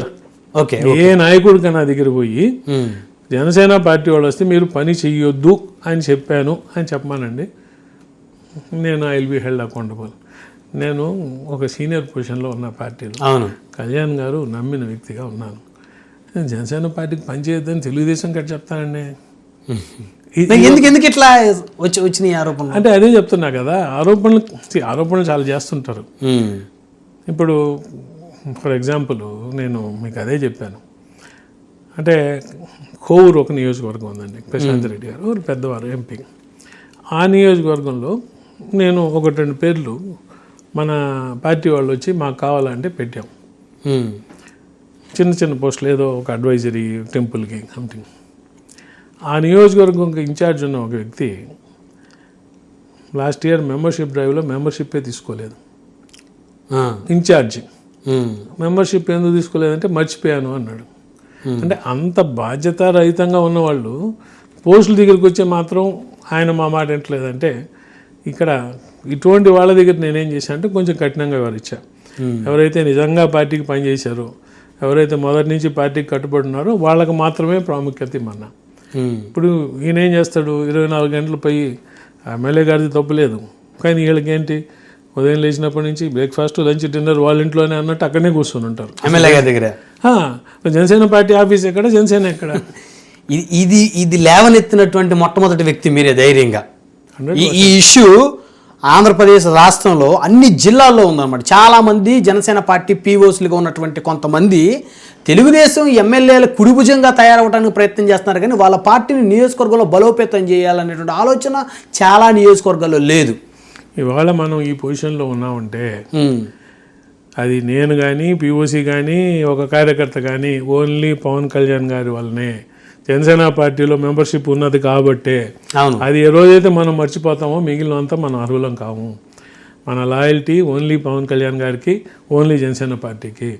అది మన మిత్రపక్షమైనా నేను నా పార్టీ యొక్క ప్రయోజనమే కాపాడతాను. ఇప్పుడు మిత్రపక్షం మాది కూటమి అండి, మనం కూటమి ప్రభుత్వంలో ఉన్నాం. కూటమి ప్రభుత్వంలో నాకు ఒక్క పోస్ట్ రావాలనుకుంటాం ఒక్కటి. ఆ ఒక్క పోస్టు ఎవరు ఇవ్వాలి అది కూడా మీరే డిసైడ్ చేస్తే ఇంకా మాకెందుకు? ఆ ఒక్క పోస్టు జనసేన పార్టీ మాత్రమే డిసైడ్ చేస్తుంది. సో తెలుగుదేశానికి మీకు ఇచ్చి మీ పార్టీకి ఎవరికి ఇవ్వాలనేది డిసైడ్ చేసే అధికారం లేదు, ఉండకూడదు కదా. అవును, ఎవరి పార్టీ వాళ్ళే నిర్ణయించుకుంటారు. 100% ఇవాళ జరిగింది అదే, మన పార్టీయే నిర్ణయించింది. ఓకే, కొంతమంది ఏంటంటే అట్లా నిర్ణయించినప్పుడు వాళ్ళ పేర్లు రాకపోతే బాధపడి మనల్ని బ్లేమ్ చేస్తారు. అప్పుడు ఎమ్మెల్యే గారు ఏం చెప్తారంటే ఆ పీఓసీకి చెప్తారు, మీ పార్టీ తరపు నుంచి ఆ పెద్ద ఆయన ఫోన్ చేసి చెప్పాడు, వీళ్ళ పేర్లు ఇచ్చాడు, సో అని చెప్పేసి అక్కడ వస్తుంది గ్యాప్. అంటే నాయం కూడా కాదండి. ఇంకోటి చెప్తాను మీకు విషయం. అసలు పార్టీకి జరిగిన ఏదన్నా పోస్టుల గురించి పార్టీ పెద్దలే నిర్ణయం తీసుకుంటారు. ఓకే, దానికి ఒక కమిటీ ఏర్పరచుకున్నారు. ఆ కమిటీలో కళ్యాణ్ గారు ఏం చెప్పారు, ఎవరికి ఏం పోస్ట్ కావాలో మీరు అప్లికేషన్ వచ్చి సెంట్రల్ ఆఫీస్లో పెట్టండి, ఎంత చిన్న పెద్ద పోస్ట్ అయినా ఎంత పెద్ద పోస్ట్ అయినా మీరు వచ్చి సెంట్రల్ ఆఫీస్లో పెట్టండి అన్నారు. వందలు వేల కొద్ది వచ్చి అప్లికేషన్లు పెట్టారు. ఒక కమిటీ వేశారు. వాళ్ళు ప్రతి ఒక్క అప్లికేషన్ని చూసి పార్టీకి వీళ్ళు ఏం పని చేశారని చెప్పి దాన్ని బట్టి షార్ట్ లిస్ట్ చేసుకొని మనకు వచ్చే పోస్టులని దాని విధంగా ఇచ్చుకుంటూ వెళ్ళారు. దాంట్లో మా రోల్ ఏం లేదు. ఓకే, చాలామంది అనుకుంటారు అజయ్ కుమార్ గారు చెప్తే పోస్ట్ వచ్చిందనో లేకపోతే ఆయన చెప్తే రాలేదనో, అది అబద్ధం. ఇది నేను చాలా రెస్పాన్సిబిలిటీతో మాట్లాడుతున్న మాట. అవును, మనం చేసింది కాదు, దానికి ఒక పద్ధతి ఉండింది. కళ్యాణ్ గారు ఒక కమిటీ వేశారు. వచ్చిన ప్రతి ఒక్క అప్లికేషన్ని ఆ కమిటీ వాళ్ళు చూసి ఫీడ్బ్యాక్ వాళ్ళు ఇస్తారు. కమిటీలో ఉన్నటువంటి అంతా ఇచ్చారు కదా, చూశారు. ఇప్పుడు నా దగ్గరికి చాలామంది వచ్చారు. ఫర్ ఎగ్జాంపుల్ అప్లికేషన్ అన్నానని నేను కూడా అక్కడికే పంపించాం రాసి, ఈ పలానా వ్యక్తి ఈ విధంగా పార్టీకి పనిచేశారు ఇదిగోండి అని చెప్పి ఆ కమిటీకే పంపించాం. కానీ నేను డిసైడ్ చేయలేనే, నా చేతిలో లేదే అది. సో మనకి ఇవాళ ఏం పోస్టులు వచ్చినా మన జనసేన పార్టీ తరఫున అవన్నీ కూడా ఆ కమిటీ కూర్చొని వచ్చిన అప్లికేషన్స్ అన్నీ చూసుకొని వాటి చుట్టూ వాటిని అంతా చూసి షార్ట్ లిస్ట్ చేసుకొని దాంట్లో వాళ్ళకి ఏది కరెక్ట్ అనిపిస్తుందో చూసి జిల్లా దగ్గరికి వచ్చేసరికి కొన్ని దగ్గర ఫర్ ఎగ్జాంపుల్ చిన్న చిన్న పోస్టులు ఉంటాయండి. ఇప్పుడు మీకు మార్కెట్ కమిటీ డైరెక్టర్లు, లేదు ఏదైనా ఒక టెంపుల్కి కావాల్సిన బోర్డు మెంబర్స్, అక్కడ మాకు జిల్లా నేను ఇన్ఛార్జ్ కాబట్టి ఏ జిల్లా వాళ్ళకి ఆ జిల్లా వాళ్ళకి పంపించారు. ఈ పోస్టులు ఉన్నాయి, మీకు ఏమన్నా పేర్లు చెప్పగలరా, లేదు మీకు ఈ పేర్లు వచ్చాయి మీకేమైనా అభ్యంతరమా, అంతవరకు. దాంట్లో ఏదైతే పోస్టులు నాకు ఏదైతే వచ్చాయో నేను ఒక మార్గం ఎన్నుకున్నాను. ఫర్ ఎగ్జాంపుల్ ఏదో ఒక కాన్స్టిట్యున్సీకి సంబంధించి పోస్టులు వచ్చినాయి. ఆ కాన్స్టిట్యున్సీ పిఓసికి ఆ కాన్స్టిట్యున్సీ నాయకులకి అందరికి పెట్టి మీరందరూ కలిసి పూసుకొని మాకు ఇస్తే దీన్ని నేను ఫార్వర్డ్ చేస్తాను.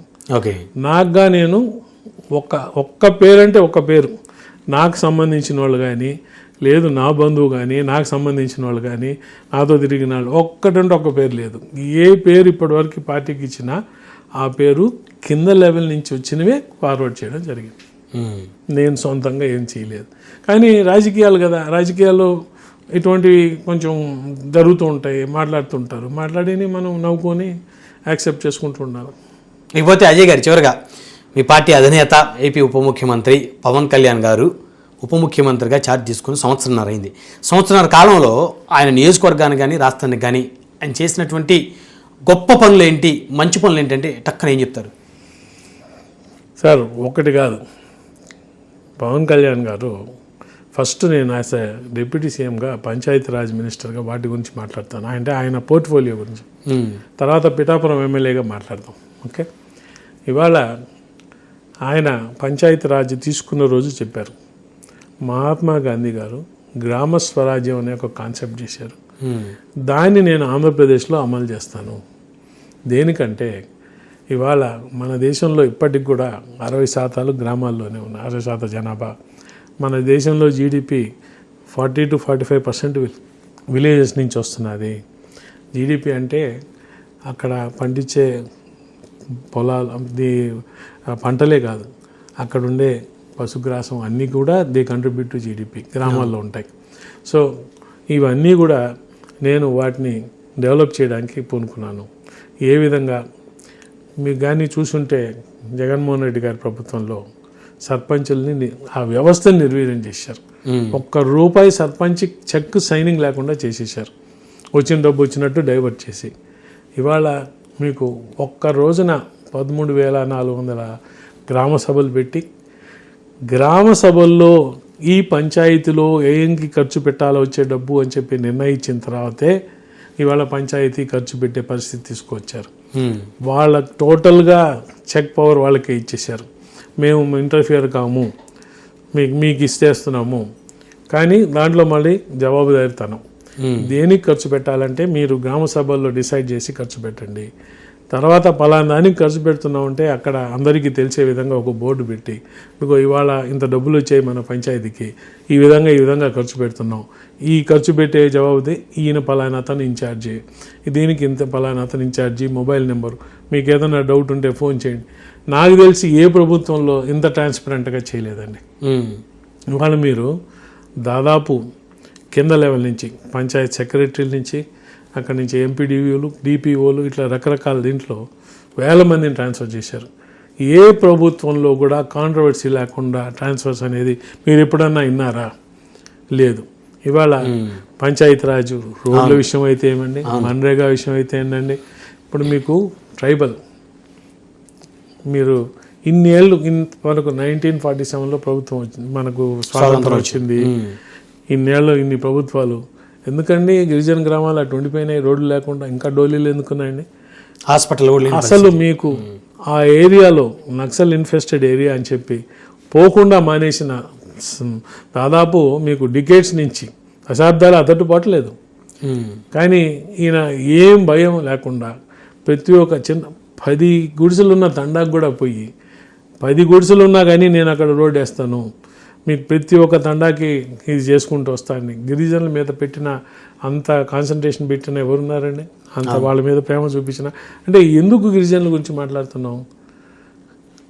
మన సమాజంలో అందరికన్నా బాగా అనగదొక్కబడిన మనుషులు గిరిజనులు. వాళ్ళ యొక్క అంటే వాళ్ళ జీవన విధానం ఆ విధంగా ఉంది. వాళ్ళ వార్డు గురించి ఆలోచించి, వాళ్ళ గురించి, ఓట్ల గురించి కాదు, మనుషులుగా వాళ్ళని కూడా పైకి తీసుకురావాలని చెప్పి ఇంకా డోలీలు తీసుకొని వచ్చి వాళ్ళు ఈ మనుషులకు బాగాలేకపోయినా ప్రసవించాలన్న డోలీలు ఎన్ని రోజులు ఇట్లా రోడ్లు ఉంటే వాళ్ళు బాగుపడతారు, అభివృద్ధికి వాళ్ళకి తెలుస్తుందని చెప్పి తీసుకొచ్చిన దాంట్లో పవన్ కళ్యాణ్ గారు కదండి. ఇలా ఈ విధంగా మీకు ఎండాకాలం వస్తే పశువులు తాగడానికి నీళ్లు ఉండవు అని చెప్పి అప్పటికప్పటికి అన్ని దాదాపు 30,000 మన గ్రామాల్లో కట్టించారండి క్యాటిల్ ఇవి.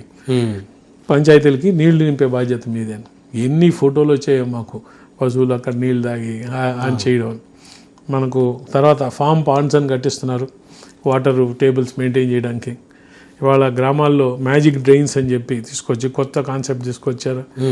ఓకే, ఇప్పుడు లేటెస్ట్గా ఇంట్లో ఉన్న మన చెత్తని డబ్బులుగా మార్చుకునే విధంగా రథ తీసుకొచ్చినారు, స్వచ్ఛ రథ అని.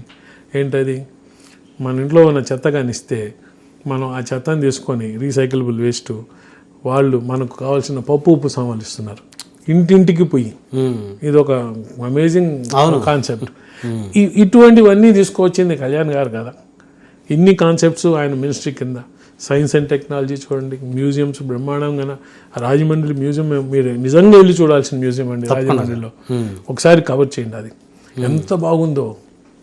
అంటే పిల్లలకి సైన్స్ మీద అవగాహన కలిగి వాటి మీద ఇంట్రెస్ట్ కలిగే విధంగా మ్యూజియంస్ ఎక్కడెక్కడంటే అక్కడ ఎస్టాబ్లిష్ చేయడం. So science and technology ministry కింద అట్ట. మీకు ఎన్విరాన్మెంట్, ఇవాళ ఏ ప్రభుత్వం మాట్లాడింది భావితరాలకు మనం ఇవ్వగలిగింది ఏంది? స్వచ్ఛమైన గాలి, తినే తిండి. ఇవాళ మనకు వచ్చే ముక్కాలు జబ్బులు మనం తినే తిండి వల్ల, పీల్చే గాలి వల్ల. దీన్ని మనం మార్చాలా అని మాట్లాడిన ఒకేక వ్యక్తి పవన్ కళ్యాణ్ గారు. ఇవాళ చెప్పుకుంటూ పోతే పవన్ కళ్యాణ్ గారివి చాలా చిన్న చిన్నవి వందలు చేసుకుంటూ వెళ్తున్నారు. మాట్లాడకుండా, శబ్దం చేయకుండా, నేను ఇంత చేస్తున్నానని కూడా చెప్పకుండా. అంటే నాకే అసలు ఒకసారి ఆ రిపోర్ట్ చూస్తే ఆశ్చర్యం వేస్తుంది. మీకు షేర్ చేస్తాను ఎన్నెన్ని చేసినారు. ఓకే, సో ఒక్క సంవత్సరంలో. సో పవన్ కళ్యాణ్ గారు ఆయన ఏదైతే మినిస్ట్రీస్ ఉన్నాయో, పంచాయతీరాజ్ శాఖ అయితే ఏమి, సైన్స్ అండ్ టెక్నాలజీ, ఎన్విరాన్మెంట్ అయితే ఇవన్నిటిలో కూడా మౌలికమైన మార్పులు తీసుకొస్తూ ఆయన చాలా గట్టిగా ఒకటి నమ్ముతారు. అంటే ఒకసారి మేము ఇట్లే మాట్లాడుతున్నప్పుడు మమ్మల్ని ఒక మాట అడిగారు నన్ను. మీరు స్టూడెంట్ మూమెంట్స్లో కొంచెం వామపక్ష భావజాలం ఉండింది కదా, మీరంతా స్టూడెంట్స్ మూమెంట్స్లో పాల్గొన్నారు, దేని గురించి పాల్గొన్నారు, ఏం చేయాలనుకున్నారని. మేము మార్పు కోసం అంటే ఎటువంటి మార్పు అంటే ఒక సమూలమైన మార్పు, సమాజాన్ని మొత్తం మార్చాలని. సక్సెస్ఫుల్ అయ్యారా? ఇప్పుడు 1970s 80s నుంచి స్టార్ట్ అయిన ఏదైతే నక్సల్ మూమెంటు ఇవాళ 50 ఏళ్ళ తర్వాత ఎక్కడుంది? ఎంత కొంచెం సక్సెస్ అయింది, కానీ మీరు అనుకున్న మార్పు తేగలిగారా కంప్లీట్ చేయించి? దాని బదులు మనం ఒక మార్పుని సెలెక్ట్ చేసుకొని కన్సిస్టెంట్గా తీసుకుపోతాం, కంటిన్యూస్గా ఆ చేంజ్ని మీద వర్క్ చేసుకుంటూ పోతాం. 5 ఏళ్ళకి కొంచెం వీడు మేడ్ ఏ డిఫరెన్స్, ఇంకోటి పట్టుకుంటాం. అట్లా డెల్టా అన్నాడు. చిన్న చిన్న మార్పులు మనం చేసుకుంటూ వస్తే ఈ డెల్టాస్ ఒక 20 ఏళ్ళ తర్వాత సమాజంలో ఒక మౌలిక మార్పు తేగలుగుతాం మనం. కానీ ఆ నమ్మకం పెట్టుకో ఉండాలా. ఏదైతే మీరు మార్పు అని మాట్లాడుతున్నారో నాన్ వైలెంట్ పద్ధతిలో చేయడానికి నేను రాజకీయాల్లోకి వచ్చాను, మీరు కలవండి నాతో అని చెప్పారు. సో ఇవాళ అటువంటి చేంజెస్ చాలా, అంటే కరప్షన్ని మనం ఒక్క రోజులో మార్చలేం, తీరలేం. కానీ మనం ట్రాన్స్పరెన్సీ తీసుకువచ్చినందువల్ల స్లోగా కరప్షన్ మీద దెబ్బ పడుతుంది. ఎప్పుడైతే ప్రశ్నించడం మనకు తెలుసో, ఎవరికైతే తెలుసో ఈ పని ఎవరు చేస్తున్నారు, ఫలానా అతను చేస్తున్నాడు, మరి ఇది చేయాల్సిన పని ఇతను చేయలేదు, ప్రశ్నించినప్పుడు వాళ్ళు భయపడతారు. ఒక్క రోజులో కాదు ఇది. కానీ ఎప్పుడైతే మనం ఈ జవాబుదారితనం బాగా క్షేత్రస్థాయిలో తీసుకుపోతున్నామో మనకు కావాల్సిన మార్పుల్లో తీసుకొచ్చే ఛాన్సెస్ చాలా ఉన్నాయి. ఇలాగే మీరు పిఠాపురం దగ్గర పోతే, పిఠాపురంలో ఒక పని కాదండి, ఆయన జీతాన్ని తీసుకొచ్చి కోవిడ్ టైంలో ఎవరైతే తల్లిదండ్రులు పోగొట్టుకున్నారో అటువంటి పిల్లల్ని ఐడెంటిఫై చేసి నెల ఆయన జీతం అంతా వాళ్ళకి మంచి పెడుతున్నారు. అవును, అది చూశాను. నిజంగా అది ఇప్పటివరకు బహుశా ఏ రాజకీయ ఆలోచన విధానం. అవును, ఎవరికి అలా ఈ డబ్బులు ఎటువంటి పిల్లలకి అలా అని ఆలోచించి అయ్యో తల్లిదండ్రులు పోగొట్టుకున్నారు కోవిడ్లో వాళ్ళకి చేద్దాం. మీరు ఇవాళ నిన్న ఒక మనిషికి చెక్ ఇచ్చి వచ్చారు 2.5 lakhs.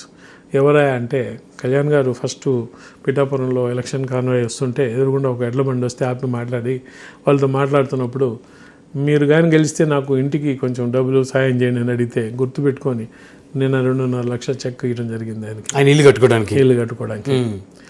అంటే ఇండివిజువల్ హెల్ప్. నేను చెప్పేది ప్రతి ఒక్క మనిషికి హెల్ప్, ఆయన సొంత డబ్బులు ఇచ్చుకోవడమే కాకుండా ఇవాళ మీరు ఫర్ ఎగ్జాంపుల్ జగనన్న కాలనీ అని అది నిట్ట మునిగిపోద్ది, వాన వస్తే అసలు దారే ఉండదు. అటువంటి దానికి బ్రహ్మాండంగా ఒక బ్రిడ్జ్ చేసి అర్జెంటుగా, మనకెందుకు జగన్ కట్టిన కాలనీ అని అనుకోలే, అక్కడ జనాలు ఉంటున్నారు, ఆ కాలనీకి మనుషులు పోవడానికి మనం బ్రిడ్జ్ చేయాలని చెప్పి బ్రిడ్జ్ చేయించారు. ఇవాళ ఉప్పాడ చాలా ఏళ్ళ నుంచి ఉప్పాడానికి పోవడానికి చాలా ప్రాబ్లం ఉంది, ఓవర్ బ్రిడ్జ్ కావాలంటే 100 కోట్లు పెట్టి శాంక్షన్ చేయించారు. పిఠాపురంలో నాకు తెలిసి దాదాపు ఒక 400 కిలోమీటర్లు ఇన్నర్ రోడ్స్ వేస్తున్నారు, సిమెంట్ రోడ్స్ అంతా. ఎటువంటి ఆస్కారం, ఒక కరప్షన్ అనే వర్డ్కి ఆస్కారం లేకుండా అందరికీ సమానంగా ఇస్తూ పనులు సరిగ్గా చేసేటట్టు చేస్తున్నారు. ఇవాళ ఒకటేంటండి, మౌలిక సదుపాయాలు పిఠాపురంలో ఎన్ని మార్పులు వస్తున్నాయో. సో ఒక్కోటి చెప్పుకుంటూ పోతే కళ్యాణ్ గారు డెఫినెట్గా రాజకీయ వ్యవస్థలోనే ఏ విధంగా మనం మార్పు తేవాలా అంటే, ఇట్లా కరప్షన్ అయితే ఏమి, మనం ప్రజలకు చేసే సేవా విధానం అయితే ఏమి, ప్రతి ఒక్కటి ఆయన స్టైల్ ఆయన మార్కులో చేసుకుంటూ పోతున్నారు. ఇంకా పోయే కొద్దీ మనం ఇంకా చూస్తాం కళ్యాణ్ గారి మార్పు. అజయ్ గారు, ఈ ఇంటర్వ్యూ ముగించే ముందు మిమ్మల్ని ఒక ప్రశ్న అడగకపోతే ఇంటర్వ్యూ చూసిన వాళ్ళకి సాటిస్ఫాక్షన్ ఉండదు. ఎందుకంటే మీరు కాన్ఫ్లిక్ట్ మేనేజ్మెంట్ హెడ్గా ఉన్నారు కాబట్టి, గత 10 రోజుల క్రితం ఆంధ్రప్రదేశ్ అసెంబ్లీలో బాలకృష్ణ గారు మాట్లాడుతూ చిరంజీవి గారిని ఉద్దేశించి మాట్లాడిన అంశం మీద చిరంజీవి గారు హర్ట్ అయ్యి ఒక లెటర్ కూడా రిలీజ్ చేసి, బాలకృష్ణ కాస్త వ్యంగ్యంగా మాట్లాడటం విన్నాను అని చెప్పేసి ఆయన ఒక లెటర్ కూడా రిలీజ్ చేసి మీరు ఆ లెటర్ కూడా చూసుంటారు. అయితే దాని మీద జన సైనికులు మాట్లాడాలన్నా రియాక్ట్ అవ్వాలన్నా కాస్త భయపడ్డారు, ఎందుకంటే వాళ్ళ మీద ఏమైనా వేటు పడుద్దేమోనని. అంటే నేను ఒక రెస్పాన్సిబుల్ పొజిషన్లో ఉన్నాను. బాలకృష్ణ గారు ఏదో మాట్లాడారు అసెంబ్లీలో, మరి అర్జెంటుగా ఎవరికి తోచిన వాళ్ళ విధంగా మనం కానీ, ఇప్పుడు ఒక పొలిటికల్ పార్టీలో ఉన్నప్పుడు దీని గురించి మా నాయకత్వం, మా కళ్యాణ్ గారు ఏం మాట్లాడతారు, ఏమంటారు, ఆయన ఏం డైరెక్షన్ ఇస్తారని కాచుకోవాల్సిన బాధ్యత మా అందరి మీద ఉంది. ఇందులో భయం లేదు, ఇందులో మెచ్యూరిటీ ఉంది. ఎందుకంటే అసెంబ్లీలో మాట్లాడిన మాటలకి బయట మనం రియాక్ట్ అయ్యామనుకోండి ఎక్కడికి దారి చేస్తుంది. సో ఒక పొలిటికల్ సిస్టంలో ఉన్నప్పుడు, ఒక రాజకీయ వ్యవస్థలో ఉన్నప్పుడు, అసెంబ్లీలో ఒక మన సోదర పార్టీ నాయకుడు ఒకరు మాట్లాడినప్పుడు దానికి వ్యవహరించాల్సిన పద్ధతి నాయకత్వం ఉంటుంది. వాళ్ళు చెప్తారు, ఒక్కోసారి దీని గురించి మీరు మాట్లాడొద్దు, మేము చూసుకుంటూ ఉంటారు. ఒక్కోసారి కాదు, ఇది మన లైన్ అని చెప్తారు. ఆ లైన్ కానీ అవి చెప్పేంత వరకు మేము మాట్లాడకూడదు. ఇప్పుడు చెప్పారా లైన్ సార్ దాని మీద? ఇప్పటికైతే ఏంటంటే అండి, మీరు చూశారు పెద్దవాళ్ళు మన చంద్రబాబు నాయుడు గారు కానీ కళ్యాణ్ గారి కలుసుకున్నారు. చంద్రబాబు నాయుడు కళ్యాణ్ గారి గుంట్లో బాగాలేకపోతే చంద్రబాబు నాయుడు గారు హైదరాబాద్ కలిసి వచ్చారు. నిన్న మీటింగ్ అయింది. సో వీటిలో అన్నీ కూడా వాళ్ళు మాట్లాడుకొని సర్దుకున్నారు. మళ్ళీ ప్రతి ఒక్కరూ మాట్లాడాల్సిన అవసరం దీంట్లో ఉన్నదని కానీ మాట్లాడాలని కానీ నేను అనుకోవట్లేదు. అయితే వైసీపీ నాయకులు ఏం మాట్లాడుతున్నారంటే, తన సొంత అన్నని అవమానించినా కూడా పవన్ కళ్యాణ్ గారు ఎక్కడా కూడా కనీసం అంశం మీద ఇప్పటివరకు స్పందించలేదు, నాగబాబు గారు కానీ పవన్ కళ్యాణ్ గారు కానీ అని చెప్పేసి వైఎస్ఆర్సీపీకి చెందినటువంటి అనేక మంది మాజీ మంత్రులు మాట్లాడుతున్నారు. రాజకీయాల్లో మనం లేవనుకోండి, ఏమన్నా మాట్లాడతాం. వైసీపీ వాళ్ళకి ఇదే కదా వాళ్ళ అదను. వాళ్ళకి ఏం కావాలి వైసీపీకి? నేను మళ్ళీ ఒకటి చెప్తున్నా అండి, కూటమి కలిసి ఉన్నంత వరకు వైసీపీ మళ్ళీ అధికారంలోకి రాదు. ఇది సత్యం, ఇది సత్యం. మీరు రాసుకోండి. ఈ అంటే వీళ్ళిద్దరి మధ్య మంచి సమన్వయం పెంచుకుంటూ కూటమి ఏదైతే ఒక అండర్స్టాండింగ్తో పోతున్నదో ఆ విధంగా ఉన్నంత వరకు వైసీపీ అధికారంలో రాదు. అది సత్యం వాళ్ళకు కూడా తెలుసు. సో ఏ విధంగా కూటమిలోని ఐక్యతకి విఘాతం కల్పించాలని చెప్పి ఆపర్చునిటీ వచ్చినప్పుడల్లా చూస్తూనే ఉంటారు, అంటూనే ఉంటారు. నాగబాబు గారు మాట్లాడలేదే, చిరంజీవి గారు మాట్లాడలేదే, కళ్యాణ్ గారు మాట్లాడలేదే, అజయ్ గారు మాట్లాడలేదే, హరిప్రసాద్ గారు. ఎందుకు మాట్లాడతారండి అందరూ? ఎందుకు మాట్లాడతారు అంటే, చిరంజీవి గారు పేరు ఎత్తారు. చిరంజీవి గారు is not part of the assembly. సభా మర్యాద ప్రకారం మనిషి అసెంబ్లీలో లేకపోతే పేరు ఎత్తకూడదని ఒక ట్రెడిషన్ ఉంది. ఎత్తారు కాబట్టి ఆయన రియాక్ట్ అయ్యారు. That's the end of the matter.